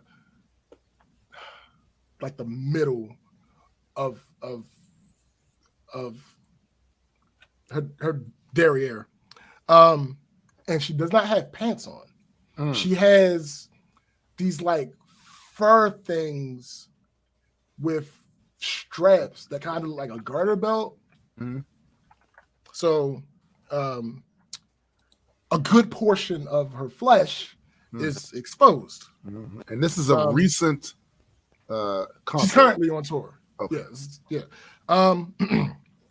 So I had the reason I even found out is because I had stumbled on this video on TikTok, and the person basically says, where is her? No, I'm sorry, she didn't say is. That was me remixing her words to match what I feel her intelligence level is. She said, where are her pants? Then tags her at Erykah Badu. You don't have to follow the crowd of naked artists. You have talent. 100 emoji. Okay, so I had to go check the replies. Wait, I had to go check the replies to this comment. So for that comment alone, this person is a contender for Dumbass of the Week. But this solidified it. Someone said to her, you clearly have never seen the window seat video. And the lady's response was, I have not. I don't even know what that is. Then, after the people called her out for that, she dropped this gem. Oh, God. It's called, I have way too much of a life to follow and track celebrities. Let me stop right there. But you don't. Wait a minute. So, that just messed up her whole. That comment is crazy. So your comment, your original comment, implies that you are a fan of Erykah Badu. Yeah. Right?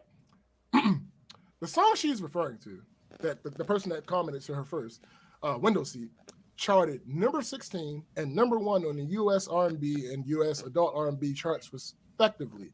The video in question has 29 million views. That's just the official version of the video that's on YouTube. The actual debut of the video debuted on Erykah Badu's website, not YouTube. Right. And keep in mind that there are also clips of the video, the music video, right, and other unofficial things of the video. I'm sure there are a couple million more. I'm sure of just the music, like millions of videos that don't contain the actual music video, but just the music, the song itself. Right. Also, this song was a lead single. I'm sorry, the lead single of Erykah Badu's last album that she released. And said album peaked at number 4 on the US Billboard charts. Also, 3 days after this video was originally released, it was the 9th most searched term on Google. Shit. CNN also made an article about it. A bunch of other news outlets as well. But I won't name them specifically because the links that I could find have expired. So I'm not going to name them specifically. But there were laws debated and discussed. There were city council meetings. Oh, this nigga is... No, I'm not. No, I am not exaggerating. This was a big... Like, when Erykah Badu put out the window seat video, for those who don't know, basically in the video, she's walking down the street. And as she's walking down the street, she's stripping. Once she takes the last piece of clothing off, where she's standing is where JFK got assassinated. Okay. And at that point, she falls down as if she got assassinated. So, you can imagine this was a big fucking deal. pretty much. Yeah. Pretty like, much. What are we talking about? Like, so, wait, what? Let me read. She said, I have not seen that video. I don't know. I don't even know what that is. Okay. All right. So the next one. Anybody heard of Kimberly Nicole Foster? No, I haven't. No, that name does not ring a bell.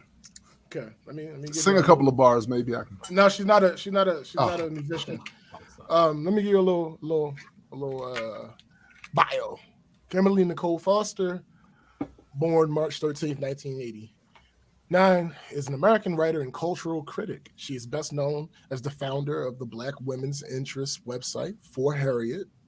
She was named to the Forbes 30 Under 30 in 2016.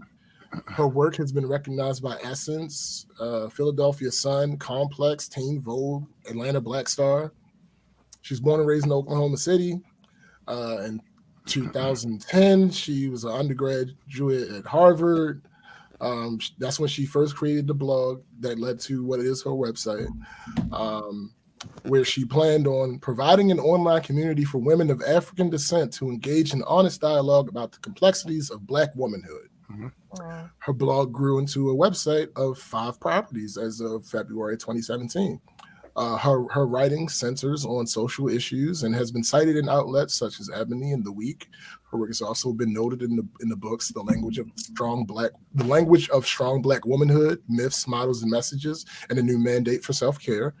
The book Color Stories, Black Women and Colorism in the 21st Century. The book Revives My Soul Again. The book and Diverse Bodies, Diverse Practices. Foster created a YouTube and Patreon accounts for Harriet in 2018. She stated that the accounts generate $25,000 monthly in revenue. In 2021, the For Harriet channel was awarded a #YouTube Black Voices Creator Grant in recognition of Foster's work connecting popular culture to Black feminist thought. Okay. Unfortunately, she's the dumbass of the week. She said this. All right. So there's a NPR has a series called Tiny Desk. What this basically is musicians. It's a small concert, acoustic style, effectively. Okay. So I love them. Right. Somebody posted a picture of the most recent one that was done as of the picture. Juvenile and Manny Fresh did one. And it's funny how he ended up doing one. He was talking about how stupid it was. The idea of a rapper going on Tiny Desk. And his fans told him, "You bugging." And he said, "Okay, if I'm bugging, if I get a certain amount of retweets to this post, I will do one." And he got the retweets, and it proved to him like it's not as stupid as you fucking think, because it's music. You're stupid. Yeah, it's music. It's still music. And the idea that rap isn't music is hurtful and whatever. We're not gonna get into that. But so somebody posted the picture of the screenshot of somebody posted a screenshot of the picture. By the way, that should never be even insinuated by somebody who made money off of rap. Absolutely. 1,000%. Yeah. So somebody posted a screenshot of the picture of them posing after the performance. What did Kimberly Nicole Foster say when she quote tweeted it? What did she say? She asked the question, "Does Tiny Desk know any Black women?" What? Wait. No.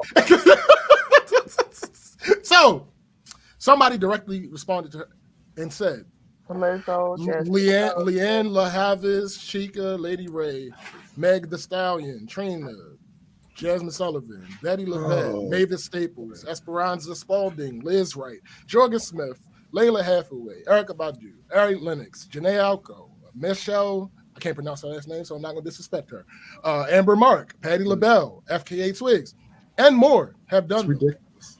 What kind of now here's pause real quick. So for the last couple of weeks, I've been talking about when people try to do good and it just turns out wrong. This is one of those cases, but we have a sub case because from the person that made that list, and at the end of the list they said and more. Some person said, "I'm trying to figure out how Lizzo got missed off your list." Yo, all right, so hold on. See, wait, no, there's more. I'll be right back. I'm not. Nayo, Alicia Keys, Monica, her, Thames, Brittany Howard, Mariba, Tamala Mann, Nubia Garcia. And so I'm like, all right, okay. Some of the other responses. Somebody posted a video of Trina on there. Because funny enough, what's her name? Kimberly, the Tiny Desk that she was responding to was to Juveniles. The reason that Juvenile having the conversation about rappers being on Tiny Desk was stupid is because Trina did the Tiny Desk. So somebody posted the video of Trina on there from several weeks ago with the caption, "No research, no thoughts, just vibes." So Really thinking the Stallion was on there. Bruh. So the Kimberly then instead of apologizing and admitting she was wrong. No, we don't do that. No, come on now. Of course not. We don't do that. She made another post that said, I was clearly saying that. No, you weren't. No. I was clearly saying that that they haven't had any women on there for Black Music Month. Right? Wait. Somebody responded to her. Somebody responded to her with a link. And at this link, you find out that NPR did a whole press release with Tank about who will be featured this month for this year's Black Music Month. The excerpt says, he then confirmed the full list of artists that will be making their debut on the live music platform. Charlie Wilson, Babyface, Adam Blackstone. Okay. But Amber, Amaray, Brandy Younger, all three of them are Black women. So that's half and half. Okay, but wait. Somebody was trying to defend Kimberly. No, of course, somebody was trying to defend Kimberly. No, don't do that. And she said, I appreciate this, as it does seem lopsided to have so many male performers for this year's Black Music Month. Of course, women have been on Tiny Desk, but it's odd no one looked at this lineup, which I just told y'all, which was half men and half women, that nobody looked at this lineup, and especially during Pride Month, and didn't think it feels off, no matter how much life I've been getting. I don't understand that last sentence. But this is what happened. Oh, but wait. There's more. Last year's Black Music Month lineup included FKA Twigs, Raven Luné, Monica, Janae Bridges. See, here's the thing. I don't know all of these women, right? Yeah. But it took me less than 5 minutes to find this information. Also, there are a bunch more Black women who I have not named that have done Tiny Desk. This is absurd. This is what happens when you lead with whatever activism you have, and you don't lead with fact checking. Right. Like you, instead of asking a question to yourself first. This is how people get it all twisted. They go on social media and they ask this question in the most incendiary, accusatory way ever. When the reality is, you didn't do your research. You could have went, I wonder how many Black women they've had on there, because I don't know. And that is the other part of it. People don't want to admit they don't know something, especially not a smarty-arty like this one. Don't want to admit you don't know something. That is why I'm so disappointed. That is why she gets the main event of the Dumbass of the Week, because you're somebody out here. Right. And your cause is worthy. Yeah. But doing this? Yeah, like it undermines your cause. Credibility. Bruh. Because you didn't go and do the very simple, like you said, it took you less than 5 minutes. It took me less than 5 minutes to find all of that stuff. And you, who are Harvard grad, bruh, accolades, you don't understand the concept. Degrees don't mean shit. It don't. Coming from someone with 2, like it don't. It don't. And the reason it don't is because it doesn't change the person you inherently are. Exactly. Like that just means that you passed a battery of tests, you spent some time somewhere, and you are good. Somebody grade you. Right, you went to school for that. But that the person you are, that's to me shows a lot about her. Bruh. In the sense of you're hyper judgmental and you're chomping at the bit to squeeze the trigger. Bruh. Even though there are clear cases where you absolutely should call it out. You didn't even think to check. Right. To see if this was one of them. Right. And that's the thing. There's the difference in activism, right? You have to find a balance. Right. Between attack dog and philosopher. Yeah. You have to find a balance between the two. Yeah. Facts. You being all of either does not help anything. At all. Right. You have to find that balance. McKenna, perfect comment. Assuming a conclusion rather than actually asking a question and researching is the norm for people in this segment. Yeah. yeah, absolutely. Dumbass of the week is usually exactly that. Yeah. Because that apparently is what makes you a dumbass publicly. Because you were a dumbass. You knew you were a dumbass. You could be a dumbass silently. Right. Bruh, you can always shut the fuck up. That's it. You and can nobody always would have had to know. No one had to. Instead, now you've been being dragged for the last 5 days. And lambasted, and nobody want to hear about none of the things all of us. You literally have distracted from all of the accolades, the crusade you're on, which is worthy and valid, but you're really distracted from that because now when you talk about it, like, well, ain't this the every time, and that's the type of thing. Like, I'm always against idealistic solutions. Ideally, people would look at the vast majority of her work and notice that this is a blip. Right. But that's not realistic. Right. Realistically, what have you done for me lately? That's how it always is, and it does, and especially in the current climate. And when I say current, I mean the last 20 years or so, right? like if you get on there and show your ass online, it's a reason why I have been very guarded with my public. Oh, I got something to say. Oh, finish your thought. I got something I need to say. It's a reason why I've been very guarded about my public image. Because once I arguably made the mistake of, instead of funneling my fan base towards my artist page and accepted a bunch of them on my personal page, I realized that, nigga, even your personal shit is part of your brand now. Because if you get on there showing your ass, saying the craziest, wildest shit, or not being at least well thought out about a position you'll hold, that becomes part of your brand. Yeah. So, detour real quick.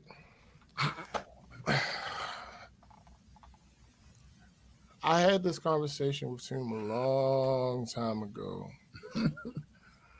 when I first really started being introduced to this community. Mm-hmm.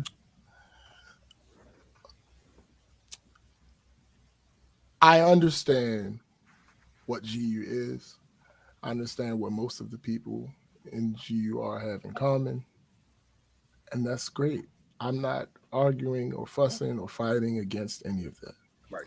However, as I commonly say, because I want to make it clear, I don't want there to be any misunderstanding. Mm-hmm. I am not an atheist. No, he is not an atheist. So, what's not going to happen, what is not going to be tolerated, is if I make a post on social media, go off, and somebody happens to say something that is in my life, right? You do not have the right to go again. on there and attack what they're saying. Say it again, bro. This happened. I don't know if it was Chrissy. Was it this week or last week? Last week. I think okay. I don't know. It was so fast. This happened. Well, she didn't even see the comment. I was on a cruise still. I was on a cruise. Yeah, so it was the week before last. It happened. I didn't even say anything to the person. I just deleted the comment. That's the one warning. Yeah. How come I don't know about this? Because again, it happened so quickly, and I just deleted the comment. I didn't want it. It was so fast. I made a comment messing with James. Like, of course. It was just about that. And I had a notification that somebody responded to my comment. And I went to go click on it. And it was like, out of there. This is no longer it. All right, so my phone was in my hand. Like, that's how quick it was. Allow me to say this before you continue. James is not an atheist. And all of those things you hold, you think you're holding other people to the fire, because in that particular atheist activist culture, there's a lot of that. Right. Somebody says something, somebody quickly goes to interject. I've literally had to warn motherfuckers about coming on my post with my family members who are not atheists, are commenting to me, their nephew, their grandson, their whatever, and they're using religious terminology. They can do that because they are not atheists. Right. For you to think that this is a moment for you to come on there and stretch your Richard Dawkins muscles, right, your Sam Harris muscles, to make some point that doesn't need to be made at all, that does not apply to this person and our relationship, right, you're out of fucking pocket. And it's the same thing with SBJ. He is not an atheist, but he is one of my best fucking friends. Because it might come to a surprise to some people that most of my favorite people in my life are theists. Right. My mom, my sister, a lot of the friends I grew up with, I still interact with them. They don't judge me for not believing. I don't judge them for believing. These are my folks. Do not disrespect my fucking folks with that bullshit 2011, 2015 atheist argument. Fuck out of here. And here's what made it more egregious. We weren't even talking about Christianity. Bro, it's crazy, bro. It was the post that I made about astrology. It's so crazy, bro. And it was for those that don't know the post, basically it's a picture of the planets aligned, and it says something like, "Stop blaming us for your bad behavior." Like and shit was hard. I love it. And Chrissy simply commented under the post and said, "No." Now, mind you, I saw that. Mind you, anybody that knows the three of us, me, Tim, and Eddie, know that we have a history of the troll. Bro. No. Yes. No. So yes. So when I got a notification that said, listen, you say it was fast. I think it's because that Wi-Fi on the cruise is a little slow. Listen what happened. I got a notification that says somebody replied to Kristen's comment on your post. And my first thought was like, this person doesn't know Kristen. Right. That was my very first thought. Right. If it was Feb, if it was Tune, if it was Eddie, no, I wouldn't have even looked. Sir. I wouldn't have even looked immediately. Dude, his clause was out immediately. I went there and I'm like, it was like, the fuck? Right, no, we're not doing this. We're not doing this. This is not acceptable. But what's crazy? I know that. That's crazy to me, bro. What's crazy to me about all of that is your life that consumed? That part. Honestly, we don't even have. I think me and James maybe talked about that one time in a car on the way to. Yes, we don't even. Is your life so involved?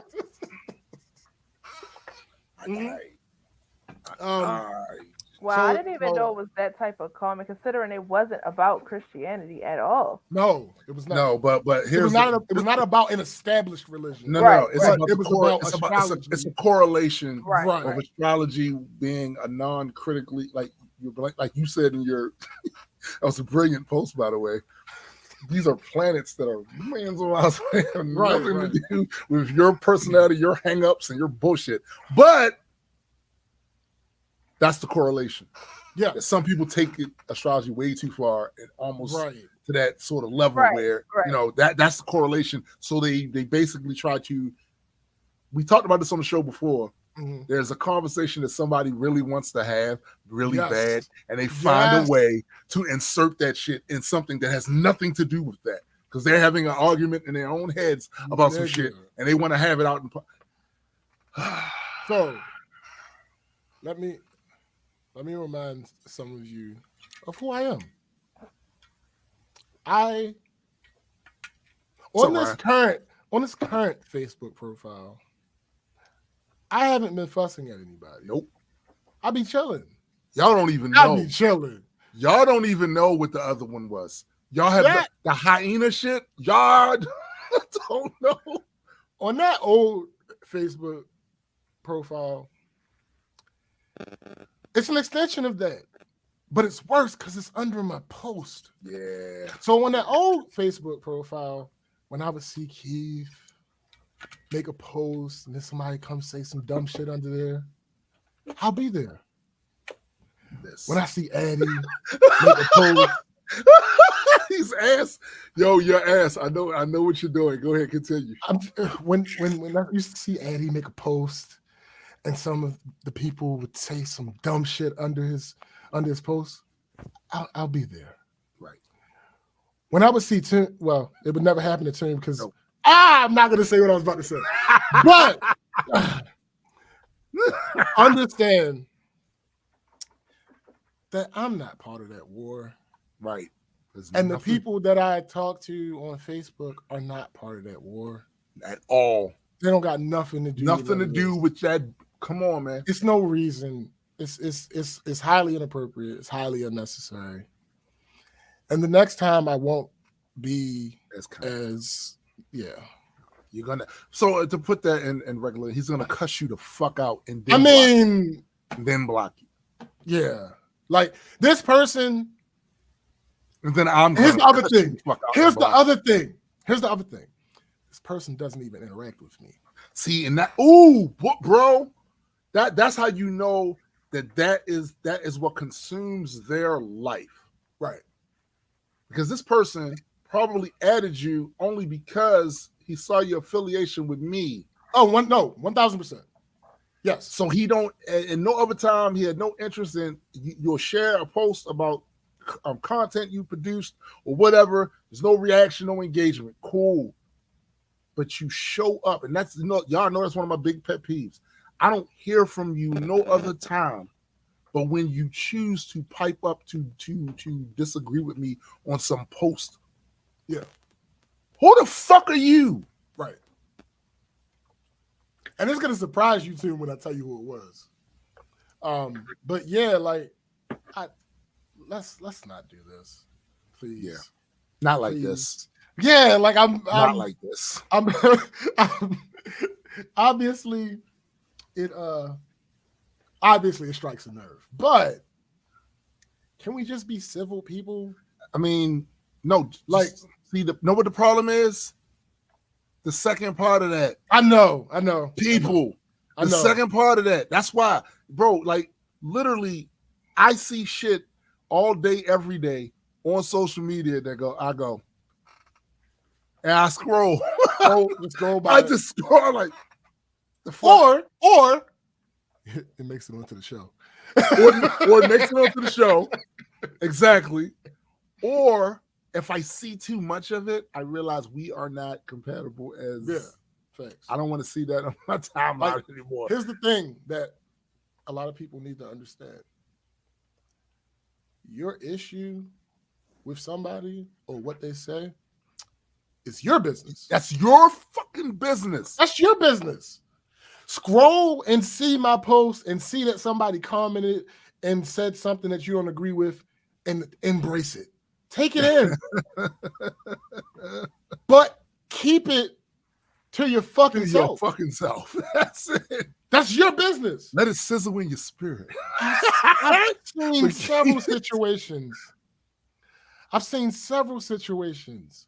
Where I see something now, like, or I see something that may even be about me, and the person might not notice that I understand that it's about me. Right.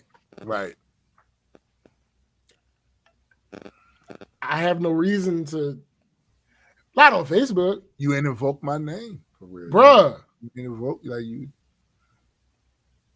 I need you in front of the mirror. I need 3 times. Yo, the thing is, I think, gotta say, I'm really busy.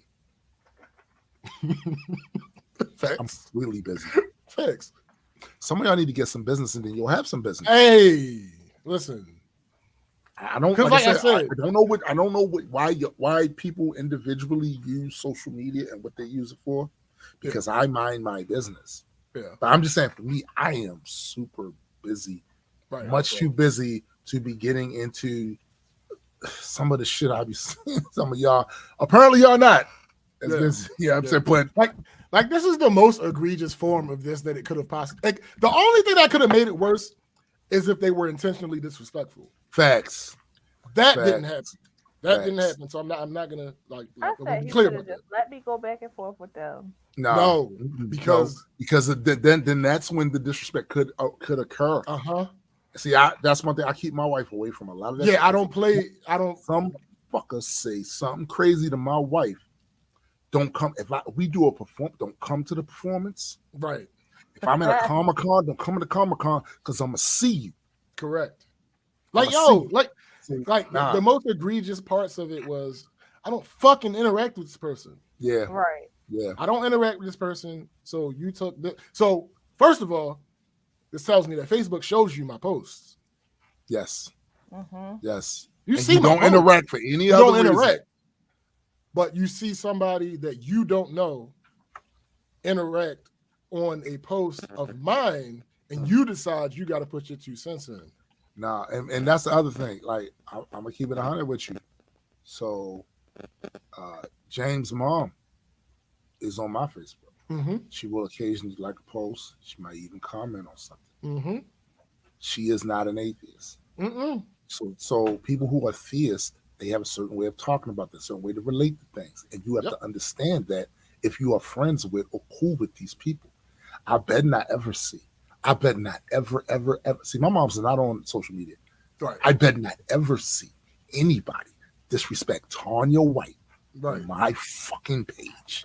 Yeah. I bet not ever see that shit. Ever. Yeah. But we can move on to more dumb people. It's not dumbass of the week. It's the actual subject of the thing isn't the dumb person. It's what happened to them. Okay, all right, got you. Let's get into this. Boom, boom, boom, boom, boom. I think it's this one. Yeah. Sarah, the recent graduate, is asking for an apology and calling for change after she did not receive her diploma on stage. Some school leaders say it's because she broke the rules. However, she argues she was just expressing herself during a once-in-a-lifetime event. He stole that moment from me. I will never get that again. Hafsa Abdur Rahman cried tears of humiliation instead of joy at her high school graduation on June 9th. The 17-year-old says the principal warned students their families could not cheer or clap when they walk on stage. They do that all the time. The rules, so I was telling in the video, I'm like, do not say nothing because I want my diploma. I knew and understood what we were supposed to do. In this video, you can see Abdur Rahman dance across the stage and then hear the response from the crowd. She says because they laughed, the principal told her she could not receive her diploma. If they thought that I shouldn't do the gritty across the stage and do the Girls High traditions, nobody should have been able to wave or blow kisses or do period signs because I feel like that's the same thing. So I just thought it was really all right. So, man, if that first of all, wait before you say the serious thing. Before you say the serious thing, let me say the jokey thing. Niggas can't gritty now. Niggas can't gritty now. Nope. Apparently, when you do that, you don't get your diploma on stage. What the fuck is wrong with? Maybe she could have electric slid across it. No. You can't do that. So you can't happy feet cross for a slight for the you can't cabbage patch. At least it's old. The tiniest bit of. I don't know if respite applies to the situation, but the school system put out a statement saying, no, this is not acceptable. That is not how the fuck that's supposed to work. And we don't condone this type of shit. And we will be launching an investigation to make sure this type of shit don't ever happen again. Here's the thing. It happened. Yeah. It wasn't just her. There were other students that day. There were other students that day that did not get their diplomas on stage. First of all,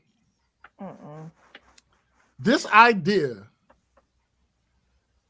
Please speak on this right here. We can't celebrate our accomplishments out loud. It's crazy.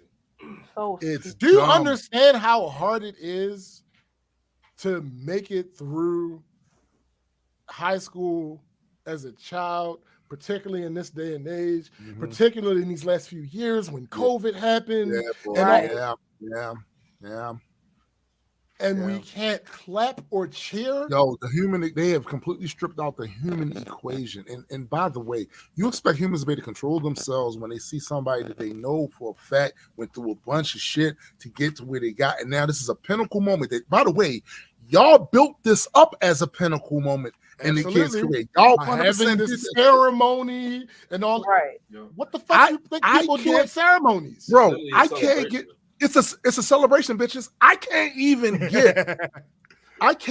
get y'all to wash your hands when you come out the fucking bathroom, and then you expect these people to not share. Exactly. Come on, man, that shit crazy, bro. It's a guttural, visceral reason to seeing something that you enjoy, seeing something that you're happy about, seeing an obstacle be overcome. We are literally trained to do this thing. We are trained from young to have this reaction to positive things. Right. Every graduation I was in, they always sat and talked to us and said, do not clap or cheer. All applause will be held to the end. Yep. That never happened. That's not going that to never happened. I've never and nobody ever gets penalized for it happening. Right. Come on, man.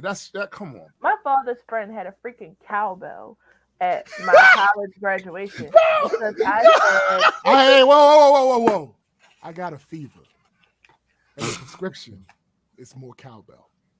Yo, first of all, I'd have put him out. You can't. You'd have got your. I'd have put him out. I was so mad. No. I told him no, and he was like, "No, I go to graduations. I buy one for every graduation, and I get it labeled with whose graduation it was." And he was like, "And if you get your master's," now he didn't end up coming to my master's graduation, but if you get your master's, it will be bigger. So just deal with it. He's like, "I'm gonna have a megaphone." So again, more cowbell. Facts, Cindy. Exactly. It doesn't happen because the audience is full of humans, not robots. Like motherfucker. What? Like I've always felt like this rule was dumb, right? Because it is. It's a stupid rule. It's dumb. But it's never been enforced. Right. No. So it's like, okay, it's a lame duck rule.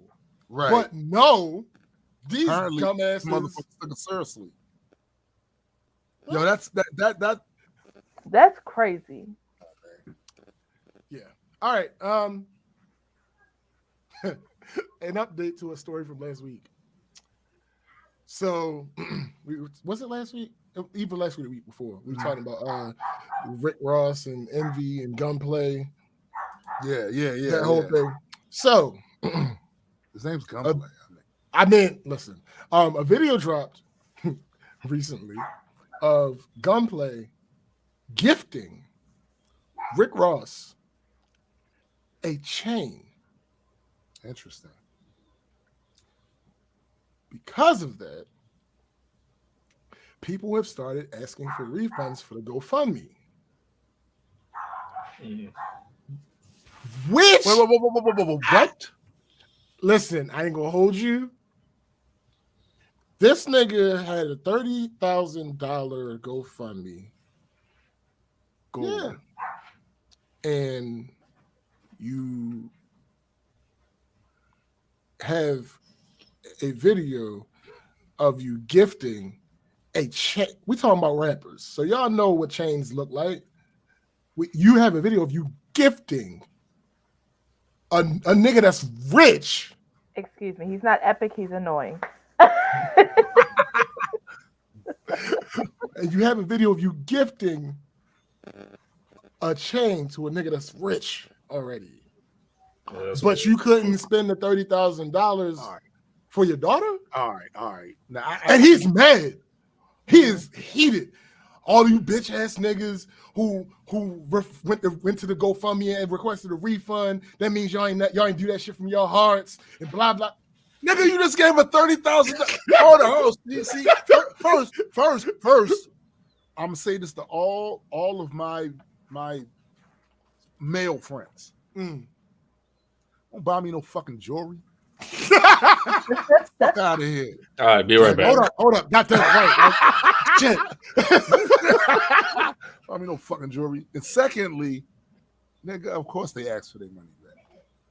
Of course they asked for their money The back. chain was icy as shit. Like, hold up. Let me see if I get the video. Because, like, here's the thing. I know that Rick Ross got money. I know this nigga got jewelry. Saying he got money, that's a severe understatement. Oh, absolutely. Absolutely. I know this nigga got money. I know this nigga got jewelry. He got jewelry. I know this nigga would know if the jewelry was fake. Oh, yeah, and he wouldn't be celebrating it. Right. Trust that me. video wouldn't have went up. Nah. I'm trying to, is the video there? Because there's video of, either way I'm about to show the video, but I just got to find the point. Because there's video of Gunplay, like, complaining. And then this video, there is a video of the chain. I just find it funny. He said y'all didn't give the donations with your hearts. Well, you didn't put up the GoFundMe with your heart. Fuck out my face. Facts, though. All right, I'm about to play this video. Because when I first saw it, I was like, yo, what? Wait, what? Are you serious? Like, this is a joke, right? Nah, not quite.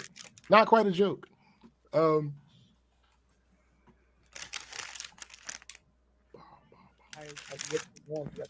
Every single one of you hoes and Richard that went to GoFundMe and donated and went and get the motherfucking refund, you never gave it with your heart. You a piece of shit. Oh God. You'll die that way. Richard. For real. I didn't even know you could do refunds on GoFundMe. That's But crazy. in 90 days, people that see me give my brother a gift, they automatically want to say that I bought that with GoFundMe money. Had to pay that back. So now, if you really want to be for real, my if a nigga spunt out on the chain, how the they got it right back instant. All right, now first of all, that's not what people are. See, they're not tripping on that. That's not what. You're missing the point. No, wait. First of all, I know we seem a little outraged. However, we should not be surprised. I'm annoyed. Stupid. The nigga named himself Gunplay. That's number one. Yeah. The nigga named himself Gunplay. That's not his given name. Like, that's number one. I thought his name was Gunplay Aloysius Johnson. Shut up. Oh. So the nigga named himself Gunplay. Mistake number two. Why the fuck would you post that video? Yeah. What? That was, you could have kept that at the top. Especially during the GoFundMe campaign. Like, nigga, like read the interwebs. Like, didn't Shorty's rest in peace to DC Young Fly's wife, but her friend, she got some heat for putting up one of her what's it called? Like her friend Instagram pages where you have to pay extra money. And people got mad at that time. Yeah, what happened with that was she put the page up and she made people pay to get access to her page after her friend died. Yeah. She's saying it's because she knows that people are going to be nosy. The people that don't even like know her or like her. Yeah, it was a bunch of people that was are about to be nosy. So if you because for her it was like regular everyday business. Yeah. But I'm just saying, like, even with shit like that, like I'm doing the same thing. You know what I'm saying? Like, no, I'm just saying, but you want access to her grief, you got to pay money. Hey. You're an ass. Hey, listen, nigga. No, but I get it. But I'm just saying, if she got that for doing that, because she already had that subscription before that, you know what I'm saying? Right. But if he could see her do that and she get heat for that, he should know that's not a good idea. And it's like when people phrase stuff differently to make it seem like it's worse than what it is. When she explained why, I'm like, oh, that makes sense. She don't feel like everybody commenting and acting stupid. So she's like, the real people that really want to know about how I'm feeling right now can have access. And it's probably people that already follow her like that anyway. It's not like these newbies and shit that's tripping. Right. But what Gunplay did was fucking stupid. You should have never posted the video. Let me just say, Richard, Richard. Dick. Jesus. Here's the problem with all of that. If you had $30,000 to buy a chain to give to another rich nigger, you had money for medical insurance. You had money for all of the other things that needed to take place to make sure your kid was straight and taken care of. That's what you did. But when you did that, people saw that and went, hold up. I just gave money that I really don't have. I was feeling bad for the situation to somebody who I thought was in desperate need. And he out here in these streets giving a fat man a $30,000 chain. First off, it's gunplay. Like, why would anybody give that nigga anything? Like, I'm just saying, like, I understand people be having their low moments in life and all that shit. Yeah. But I'm pretty sure he's relatively well off. But like, why y'all giving him anything for shit? Like, what? And this is no shade, of course, to his kid, because we all want to see his kid, absolutely, you know, make it through. This is about you and your choices. I ain't trying to fund it. Like now you said you put it on the mother, and you said she was panicking, and I can certainly understand that's that. Possible, sure. But there's also at that another point, you could just take it down. You could literally take it down, and there's also another thing is what if you are providing in a way that we assume if you have $30,000 to get a chain to some other rich person, the last thing I think she would have been panicking about would have been paying for medical bills. I mean, you could have asked Rick Ross for it instead of the GoFundMe. I mean, you gave Rick Ross a $30,000 chain. Right. At least he could do is help pay medical bill. I'm just saying. Or use the money for the chain for the medical bill. I don't know, but I don't know. I don't know anything. I don't know. I admittedly know nothing. I don't know shit. I'm a dumbass. I'm just saying it's just weird. It's just weird. Do the video, even if there is a logical explanation for it, right? Yeah. Even if there is, I can't imagine what it is. And they're he's from my like hometown, like in the neighborhood I'm from. Like, damn, dog. Making sure city niggas look bad, fam. that video that you put out there to make them comments made even worse. Shot in the foot, man. Like, realistically, what would you expect was going to happen? Yeah, he was supposed to eat that L gracefully though. Like just take it. Like, yeah, he should have just shut the fuck up about all that so people took their money back. Yeah, he should that part fuck up. Yeah.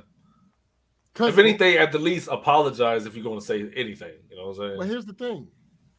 Tim, you're absolutely right, because he's not doing anything but drawing more attention to That's all he did. Yeah. Right. You're right. He could have just not said nothing about. So I'm thinking. We do know his first name was Richard. Is his last name Cranium? Dickhead. Okay, I get it. I get it. That's a funny joke. Here's the thing. I know you tough. You tough. Sure. I know you tough, right? Because your name Gunplay, and I understand when you tough, you feel like you got to respond to every. That ain't it, B. Nah, that ain't it. That ain't it. That ain't it. All right. This next story is one of the biggest non-stories that I've seen in quite some time. There have been copious amounts of posts of people in interviews taking a break from their interview to speak on this, right? About Tyler Perry buying BET. The problem is that didn't happen. The rumored purchase of BET by Tyler Perry has made waves on social media, but it has one slight drawback. As of now, it's completely unsubstantiated. The episode, and of course, people roll with the. The episode is instructive of the pitfalls that exist in today's media ecosystem, as laid out in a brief Twitter thread by journalist Philip Lewis. An original report catches on. Blogs or social media accounts with huge followings on platforms like Instagram spread the report. And if the report turns out to be lacking, it's very hard to put the horse back in the barn. But here's what we know about the situation. Tyler Perry already owns a 25% stake in BET thanks to a 2019 production deal with Paramount. In March, outlets like the Wall Street Journal reported that Tyler Perry was interested in making a purchase that would turn his 25% stake into a majority stake. Depending on how much he were to purchase, it still wouldn't necessarily make him the owner of BET. Right. That's not how corporations work. But it would put him in control of the media company. Right.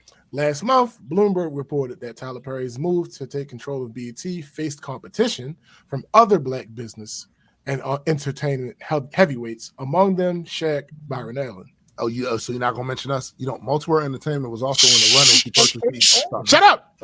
God damn it! Can't talk about that. An online entertainment and culture news outlet called Mike said he grew up with a dude named Richard Weed. Oh goodness. Okay. All right. An online entertainment and culture news outlet called The Streamer reported that the deal was done. That report is what kicked off the news that Perry had bought BET, but it was later pulled. Since then, there's been no public announcement or statement about Perry's continued interest in BET from either Tyler Perry or Paramount. I wouldn't have said nothing else either. So to recap, Tyler Perry has not bought BET, but reporting from the last few months indicates he is trying to take control of the company. It certainly remains a strong possibility that Perry will purchase major control, but it just hasn't happened yet. Yeah, just like Bill Cosby hasn't bought NBC yet. Yeah! Look, y'all play too much. Y'all really do. Y'all really play entirely. And listen, some of the blame absolutely can go on the way it's been reported. 100%. But a lot of the blame goes to y'all. Y'all won't look up a motherfucking thing. Y'all will see a blurb and go, that's it. Half, I guarantee you, half of the people that's running around spreading that around didn't even read the article that they saw the headline on. They literally saw the headline and said, oh, you bought BET. No, it's not what happened. Didn't happen. It's not real. It's, hey, yo, and the crazy thing about it is, let's say that he ends up not getting a controlling stake, right? Mm-hmm. And 10, 15 years from now, this is going to be a Mandela effect. It will. And to your point, it's really the same thing that happened with Bill Cosby. Mm-hmm. If you go to the archives and you read the original article that talked about it, all it said is that he expressed interest. Yeah. And CBS or NBC said, we're not selling. Right. And then another part of that same article mentioned how much theoretically that NBC was valued at. Mm-hmm. Guess who didn't have that? Right. Bill Cosby. Bill didn't have that. No. So what happened was the Mandela effect. Yeah. They saw the article years ago and said, oh, see, he's about to. No, he wasn't. Just go find the original article. That's not what that article said. He expressed an interest in doing it. Right. And then they told him it's not for sale. You're not selling it.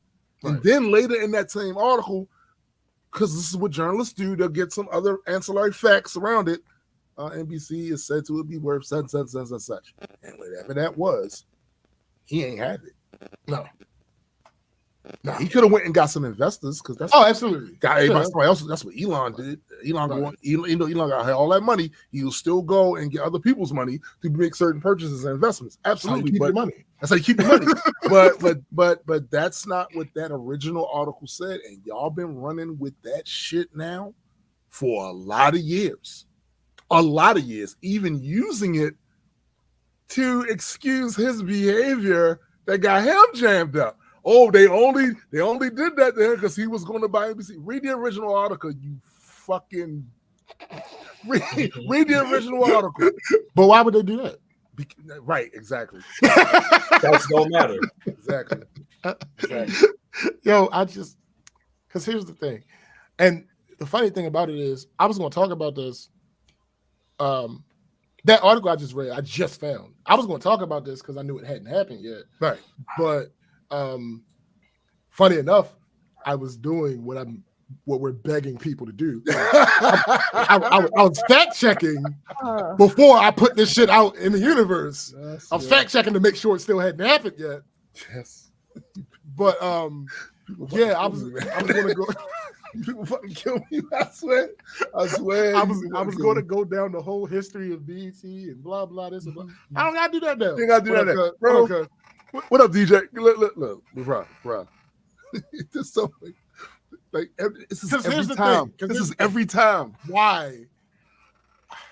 All right. So this is a mixture of the circumstances, not the outcome, of of Bill Cosby buying NBC and of Disney buying Fox. Yes. Because the question lies in what happened with the whole Disney Fox thing. Why? Why would Fox sell? Right. So apply that to this. Why would Paramount sell? Sell? Why would they sell BET networks? Yeah. Because it's not just the channel BET. It's BET, BET Plus, BET Jams, all the content. BET, and VH1 is under there because long ago, VH1. Funny enough, VH1 started being very not black. Yes. Eventually, once a little bit of the music started being on there, and then once reality TV got to VH1, it just took over, and then Paramount grouped it with. Well, I don't know if it was Paramount or CBS at the time, but one of the two grouped it under the BET network of networks. Yeah. So it wasn't, y'all. It wasn't supposed to be this way. No. Years ago, when they talked about the internet, at first the internet was only really used by scientists sending data back and forth from one another. It wasn't supposed to be this way, because what was said was, once we give everybody access to this will bring forth a new era where information is disseminated faster than any other time in human history. This will foster unity amongst people, because now you can get to know and talk to people from all over the world just from sitting in front of your desk. This is going to improve humanity. It wasn't supposed to be this way. And y'all did it anyway. Y'all took this shit and y'all turned it into a fucking dumpster fire. Wait. I think it's much simpler than that. This was supposed to be a tool where this information can be disseminated quicker than ever before. All you gotta do is black it up a little bit. This is a tool. This is a tool where this information is disseminated faster than any other time in human history. All right, ladies and gentlemen, y'all know what's next. It is time for Am I the Asshole? I'm sorry, I gotta get on the music. We really need a theme song. I have been waiting. I'm on the show and y'all are doing this. That's right. I've been waiting. All right, let's go. All right. Number one, am I the asshole for refusing to pay for my boyfriend's food on his birthday and getting him banned from a restaurant? No, wait. Slow down. Chill out. Wait. Don't wait. Slow down. It can't be what the headline is. It can't be what the headline automatically, yes. All right. I gotta hear more. Let's go. So, she's an 18-year-old female. I've been dating my boyfriend, John. He's 20, for a little under a year. We have a pretty toxic-free relationship. But there's quite a bit of tension when it comes to me being vegetarian. I've been vegetarian since 11, and I have very strict morals around it. That's your first problem. The one thing John has a problem with is me refusing to spend my money on meat. Ever since I started making my own money, I swore to myself that I would never spend a cent of it on meat. On our dates, we usually split the bill, and sometimes he pays for it all. I told him if he orders something meat-free, I'd happily pay for both of us. But he never does. When he pays for my food, it's when I've spent money on the activity. Normally, concerts, festivals. That's me paying 120 pounds plus on tickets and him spending maybe 50 pounds on food. His birthday was a few days ago, and we went out for dinner at his favorite fancy restaurant. He got the most expensive steak they had, along with a side salad and a bottle of wine. When we finished our food, I asked the waiter to split the bill, and John looked at me shocked. He asked if I was joking, and I said no. Then he told me he thought I was going to pay since it was his birthday, and he didn't budget for the meal. I asked him why he thought I'd pay since I've been very clear about my rule, but he couldn't give me a reason other than it being his birthday. I told him I'd pay for the wine and the side salad, but he'd need to pay for the steak. He was furious with me and stormed off to the bathroom. I paid for my meal, the wine, and the salad, and waited for him to come back. He didn't. After waiting for 20 minutes, I left. I found him sitting on a bench near where we parked the car. I asked him why he left and reminded him he needed to pay. He looked shocked when I said that and asked me if I didn't pay. I told him I'd pay for everything but the meat, and he lost it. He started yelling at me, telling me I was selfish, that I needed to grow up. I stayed calm and told him he needed to go back and pay. He scoffed and walked away. I ended up driving home without him. Now he's saying it's my fault that he can't show his face in his favorite restaurant since he dined in debt, and she says ditched. It's a pretty small restaurant, so he'd 100% be recognized and kicked out. So, am I the asshole? All right. This is actually more difficult than people, because here's the thing. It's that man's birthday. Like, what are we doing? But she did tell you. She did tell you that she was on that shit. Right. Yeah. She did tell him that she was on that shit. Him walking the fuck out, Bruh. is crazy. That's It's wild. wild, yo.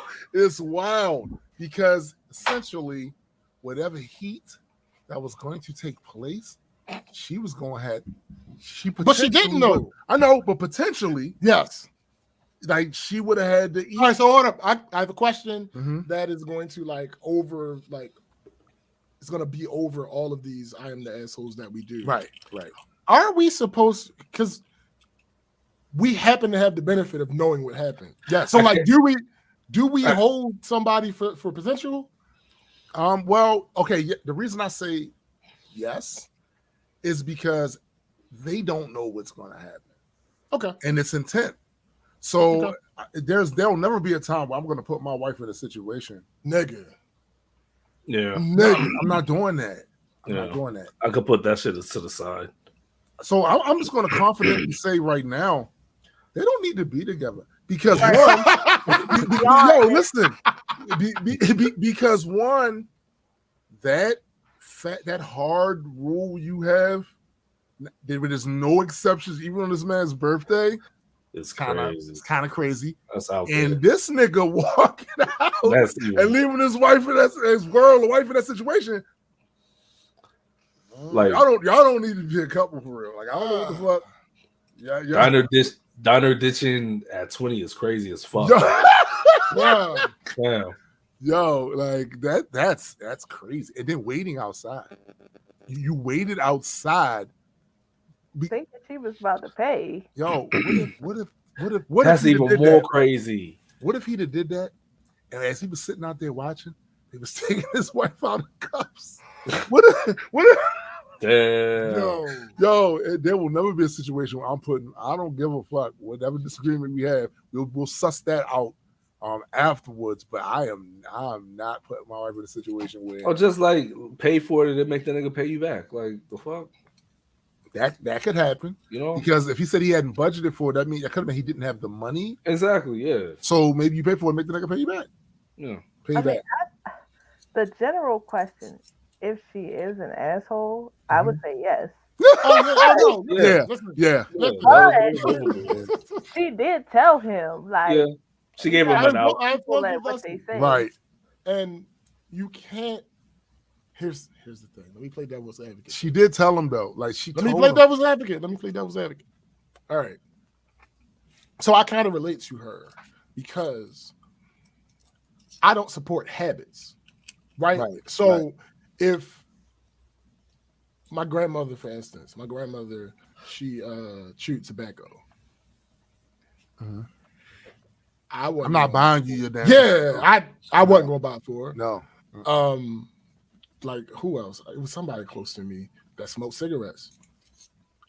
I'm not buying. No, I'm not buying your cigarettes for you.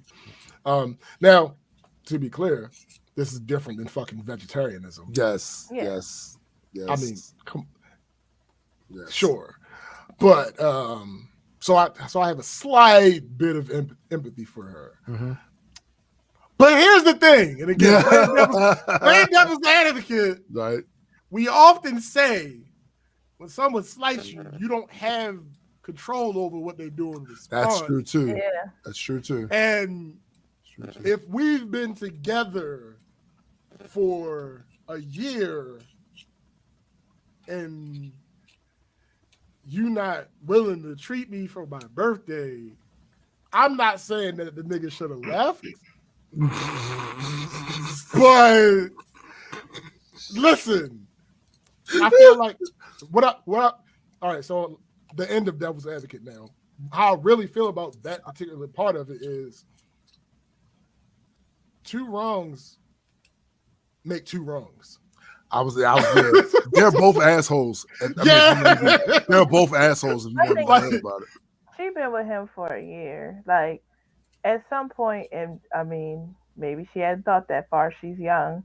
If you're gonna stay with this person, you're gonna eventually live with them, be in the same space with them. You're gonna go grocery shopping. Are you going to like, okay, I'm gonna get this, and then like it's too much. It's too much. It's just not. And you know the other part about this that is glaring, just as an overall point about this, a year is not a long time, and I think when you're young, you think it is. Absolutely. But hold on. Going that's on 15 even more years reason. Right, so that's even more reason why she should have treated him. Though. Exactly. Because when you're that young, a year seems like forever. Right. We've been together forever. And that might have been the first birthday that they celebrated of his together. Absolutely. Right. And he could have been thinking, surely not on my birthday. Right. We're not going to. Not even could have been. Nigga, it's clear that that's what he was thinking. Yeah. It's my birthday. It's clear that he felt his birthday was an exception to that rule. Yeah. My birthday, my favorite restaurant. Like, come on. Yeah. I mean, but I think they're both assholes for different reasons. Oh, yeah. He's an asshole for walking out. Yeah, you shouldn't have left it there. Like, she's the left butt cheek. I'm saying, like, if I was in the middle. Yeah, facts. Yeah. Facts. Yeah. I mean, that's this nigga walk. Relationship over, but this nigga walked the fuck out. Yo. This nigga effectively threw a bitch fit, right? He did, he did. He said, "Oh, you don't pay for meat? Fuck it, it's my birthday. You gonna pay for this meat?" Crazy. Yes. You said another thing earlier, but we'll talk about it. Listen. Then he says, "Oh, you still think you're not gonna pay for this?" Yeah. Oh, crazy. All right. Don't worry about it. I'll be out here at your car waiting for you to take me home after you pay for my bill. My god, bro! Waiting for you to take me home is crazy. Like, what the That's fuck? crazy. Because as she said, he walked off and she drove home by herself. Wow. Damn, leave that nigga is crazier. That's All of it is fucked up. All of it's fucked up. Y'all shouldn't be together. Right, at all. Y'all shouldn't be together. Like, that's just all right. Am I the asshole for having my daughter take her sister's test? What test? I have two daughters in high school. Sam is an A student and Emma is a B and C student. Sam has basically been making fun of Emma for her lower grades. We punish her when it happens, not cool. but she goes back to it every time. Now, the difference between the two girls is that Sam takes the general class where Emma takes the college classes. For example, Sam took biology as her science and Emma took college physics too. So very different. Summer is here and the final grades came in. Sam got all A's. And when she saw she did better, she started the I am smarter comments again. That's not cool. I've had enough at this point. I grabbed one of Emma's old tests. It was a geometry test since Sam took geometry this year and sat her down and had her do it. Long story short, she was in tears. And then I explained again how grades don't measure how smart you are, that she is in much easier classes compared to Emma. And I think it finally got through to her. My wife was informed of what happened before she came home, and she was pissed about how could I do that to Sam. She took her to get ice cream to make up for it, while me and Emma are still at home. For those who are wondering, we've talked to her multiple times. We've tried to get to the bottom of it. Her answer is she doesn't think it's a big deal. I took Emma to her favorite restaurant, filled in my wife with what actually happened and not the story that Sam told her. We're going to have a big talk later, but she basically said on text she fucked up. Not to mention when Sam was calmer, she got a clear story and realized she went off the handle without the facts.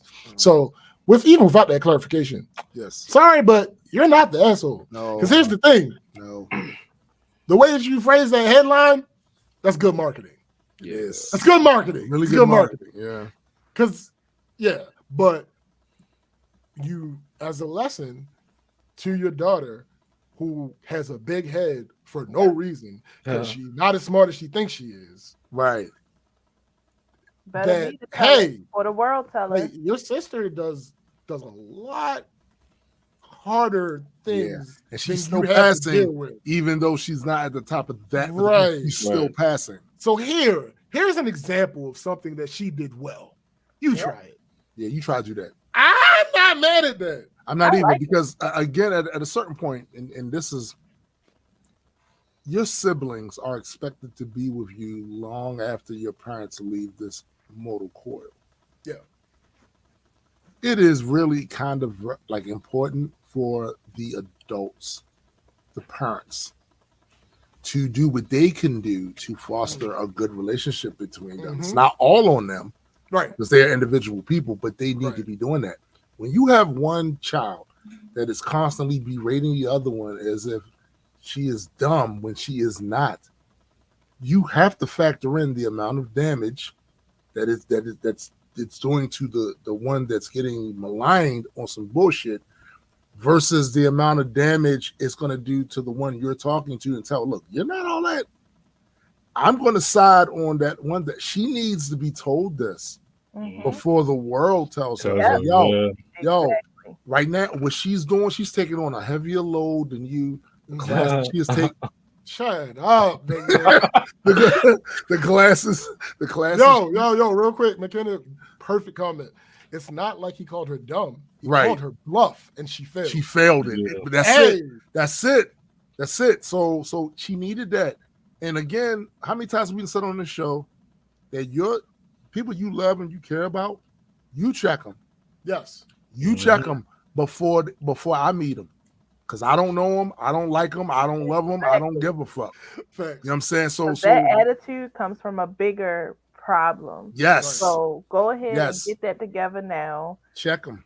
And honestly, I don't think the asshole is him. My opinion is similar to what Discord said. I think the wife's the asshole. Initially, he said that they talked about it. Initially. Yes, initially. She got it right. She got it right eventually. Absolutely. Because I'm like, don't. Because why would you? This is what would bother me about it. Them more by doing it. Right. What would bother me about it the most? Why would you assume I would do something like that? See, that's the other thing, bro. Right. Why would you assume that I would do something that would break down my child for no reason? Right. This is absolutely warranted, and it's not as bad as you think it is. No, it's not. From her mouth, she needs. Yeah, she's out of line, and the fact that you would think that that's something I would do. Now I said, y'all just don't need to be together anymore. I think huh? What? You know what though? What? I just think Well, creative. That was a creative discipline. It was. I think so too. I think so too. No, instead of doing all that, just beat her then. How about Right. Right. Right. That part. Like, Right. come on now. Yo, like McKenna just said, he didn't demean her for not taking the hard classes. He pointed out the inequity of her insults. Not only is school not made for everyone and doesn't equate intelligence, she was taking higher level classes and still passing. As someone that did AP and college courses in high school, it's not exactly easy. Nigga. It's not. Our high school? Oh, yes. Again, international baccalaureate. Right. Advanced placement. College prep courses, nigga. Right. Yep. Right. That shit ain't the easiest thing in the world And when you're in high school. You got Yes. the hell out. So, Bruh, if you couldn't keep up, you got put the fuck out. Get out. Get out. basically, that's exactly Nigga, what happened. I failed out year one Mm. because I failed of all things. I failed English. Oh, wow. Hey, yo, hold, wait a second. This Whoa. is not regular English. Whoa. We It's went not through regular it. English, Yeah, nigga. it wasn't I was in the 4th grade reading on college reading level. I don't want to hear it. Whatever, nigga. Shut You up. That's not the failed No, it's English. point. No. Bro, So I'm not going to back Jays up unnecessarily, but this time I had to go to the same school. Yo, nigga, failing English is wild. nigga. You Yo, was fucking and- around, yo. Mr. Words Yes, mean that's not the things. point. Yes, You was- yes, You was Eddie, fucking that's- around, yo. Exactly. You was Yo, fucking around. and when I was like, oh, y'all serious about this grade shit? Yeah, Like, they don't play. See, that's what it was, bro. You was fucking around. You thought wrong. No, the thing is, when you're smart, you think you could just keep coasting. bro, And our high school know. is like, ain't no coasting. let's be clear. Like, growing up, right? Instead of calling myself smart, I'll say I was good at school, right? Mhm. So growing up, my elementary school was its own school. Right. Oh yeah. My Yeah. middle school was its own school. Yeah. This wasn't its own school. This is a magnet school. Right. You had to So apply. you go from being medium to big fish Yes. in a small pond Yes. to small pit fish. in a Barely deep getting pond. by.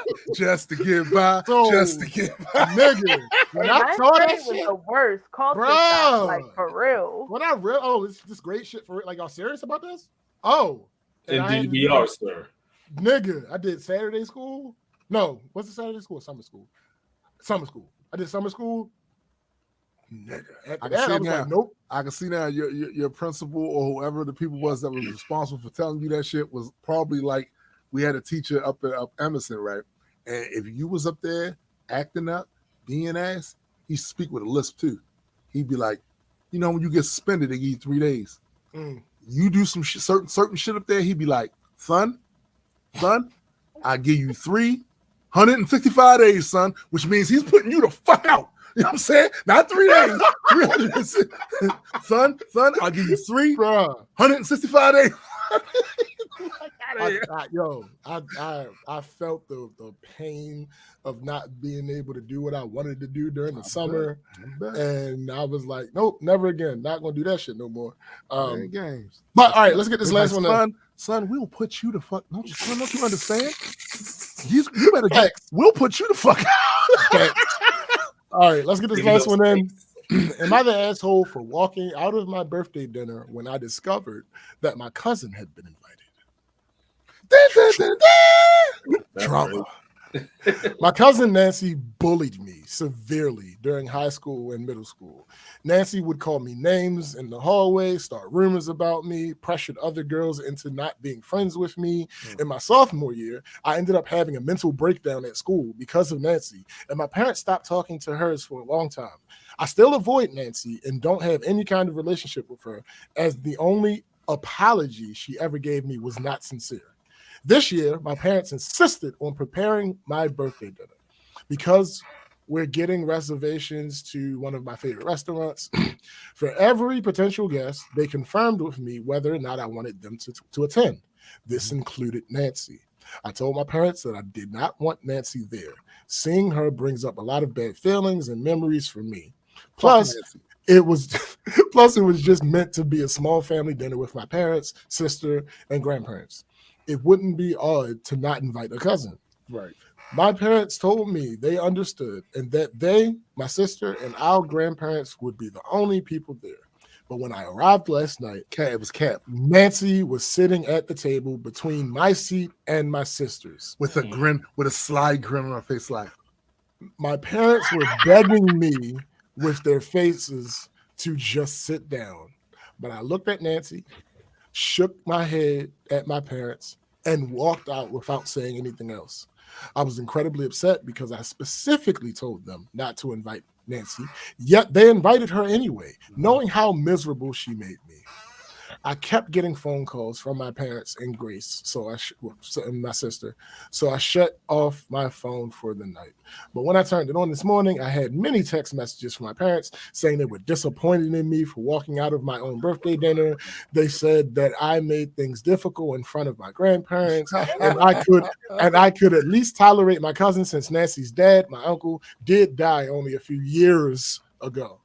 Even my sister texted me saying I could have shown respect to my parents because they waited weeks for those reservations, and I could have just called a truce with Nancy for a few hours since they hadn't said or done anything to me at the table. My friends and my boyfriend told me that I was within my rights because it was meant to be my birthday dinner, and they invited someone who I specifically asked them not to. So now I'm conflicted. Am I the asshole? Absolutely not. Yo, there's no reason to be conflicted about any of that. Boundaries. Fuck them. First of all, fuck them, because this is your goddamn birthday party or birthday dinner. And the reality is you get to have there who you want to have there. And if someone comes there that erodes your ability to enjoy yourself at your birthday fucking dinner, whoever invited them are out of fucking pocket. And to be clear, especially when they asked first. They asked and you said no. And they basically gave you a look like, just are you? First of all, this is a perfect opportunity to invite Nancy outside. Because if you won't be here, we're gonna get some things straightened. And then if you still have teeth in your mouth to chew this lovely steak when we come back, you know what I'm saying? Then good, you can stay here, but you got to get this ass whooping. That come with the cost of this dinner, because you weren't supposed to be here. And then, Mom, when I'm done with her, I need that head up. I'm coming for you. Like, fuck that. Like, no. I don't understand somebody asking where your boundaries are. Literally asking, and then, oh, okay, well, I'm gonna do it anyway. Like, right. What was the point of asking? You might as well have just did the whole. Did it anyway. Yep. Did it. Yep.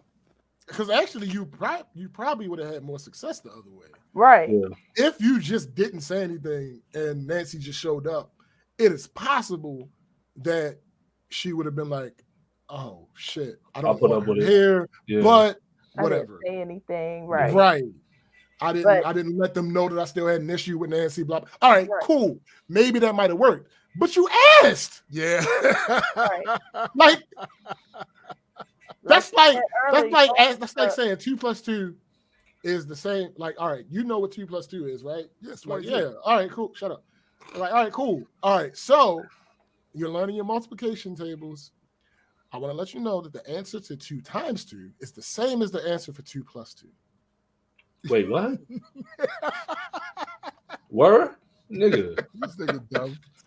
You a magician. I want to let you know that the 2 answers are the same. What's the answer? 7. The fuck is wrong with you? What was the point of me giving you that information? I mean, to be fair though, like math is hard. Sure, but what was the point of me giving you the information if you were going to disregard the information? No bullshit. I don't know, nigga, 7. Okay, y'all said it earlier. You can't dictate how someone responds to something. You do. You can. So well, we'd have been two-stepping out that the consequence for you deciding not to listen to my boundaries. Oh, we'd have been out that motherfucking kid and play kick step. Bro, took Nancy out by the roots of her head. There's been some Nancy Kerrigan type shit going on. Beat that ass in there. this is funny for me because I'm OP. Yeah. I'm absolutely OP. Yeah. If I had this issue of this person and they ain't made effort to resolve it, don't bring them around me. That's it. I don't want That's nothing to do with them because they knew what they did. They knew they was wrong. Yeah. We haven't had a conversation about it. I wish we weren't out of time because there's a whole nother story that I could tell that I just thought about that happened yesterday. But I'm not gonna do that. We're out of time. That's today's show, ladies and gentlemen. I'm gonna tell y'all when we get off of here. Oh, okay. Awesome. Yeah, because you can't just leave with it. Yeah. I wanna thank everybody once again for showing up for another Saturday of shenanigans. This time with extra shenanigans because Chrissy was here. You know what I'm saying? Yo, and once again, do not forget to check out I Heard It Through the Grapevine. Yeah. Chrissy's with Chrissy co-host. Do not forget. When is the next episode coming Please out? don't talk to me about the episode. There are things happening. Okay. Also, do not forget to go check out my man Jada Nerd's channel. Also, do not forget, if you have not already, subscribe to the Multi-World Entertainment channel. Yeah. And there is music out. This music. Now, I know what you're thinking. It's just an EP, but we would be happy for you to go and just add that to a playlist and listen to that anyway. Let's go listen to it. Always assume that there's music. Always assume there's music. Because there always will be music. Always music in some way, shape, or form. I really went down like the rabbit hole of y'all music. I was on the cruise and was like, oh. Absolutely. Also the email thing. Anybody that hasn't happened to give us their email yet, go ahead and make sure you do that in some way, shape, or form. Absolutely. Addy also has some music that he's working on, so look out for that. And of course, do not forget, if you haven't already, go check out the Majestic Comics YouTube channel. Yeah. If you haven't purchased up one of the books yet, go ahead and do that, either physical or digital. So for my man SPJ, for my guy Addy, for my sister Chrissy, hey, I am Tombstone the Dead Man, and for the greater Multi-World Entertainment family, we are out.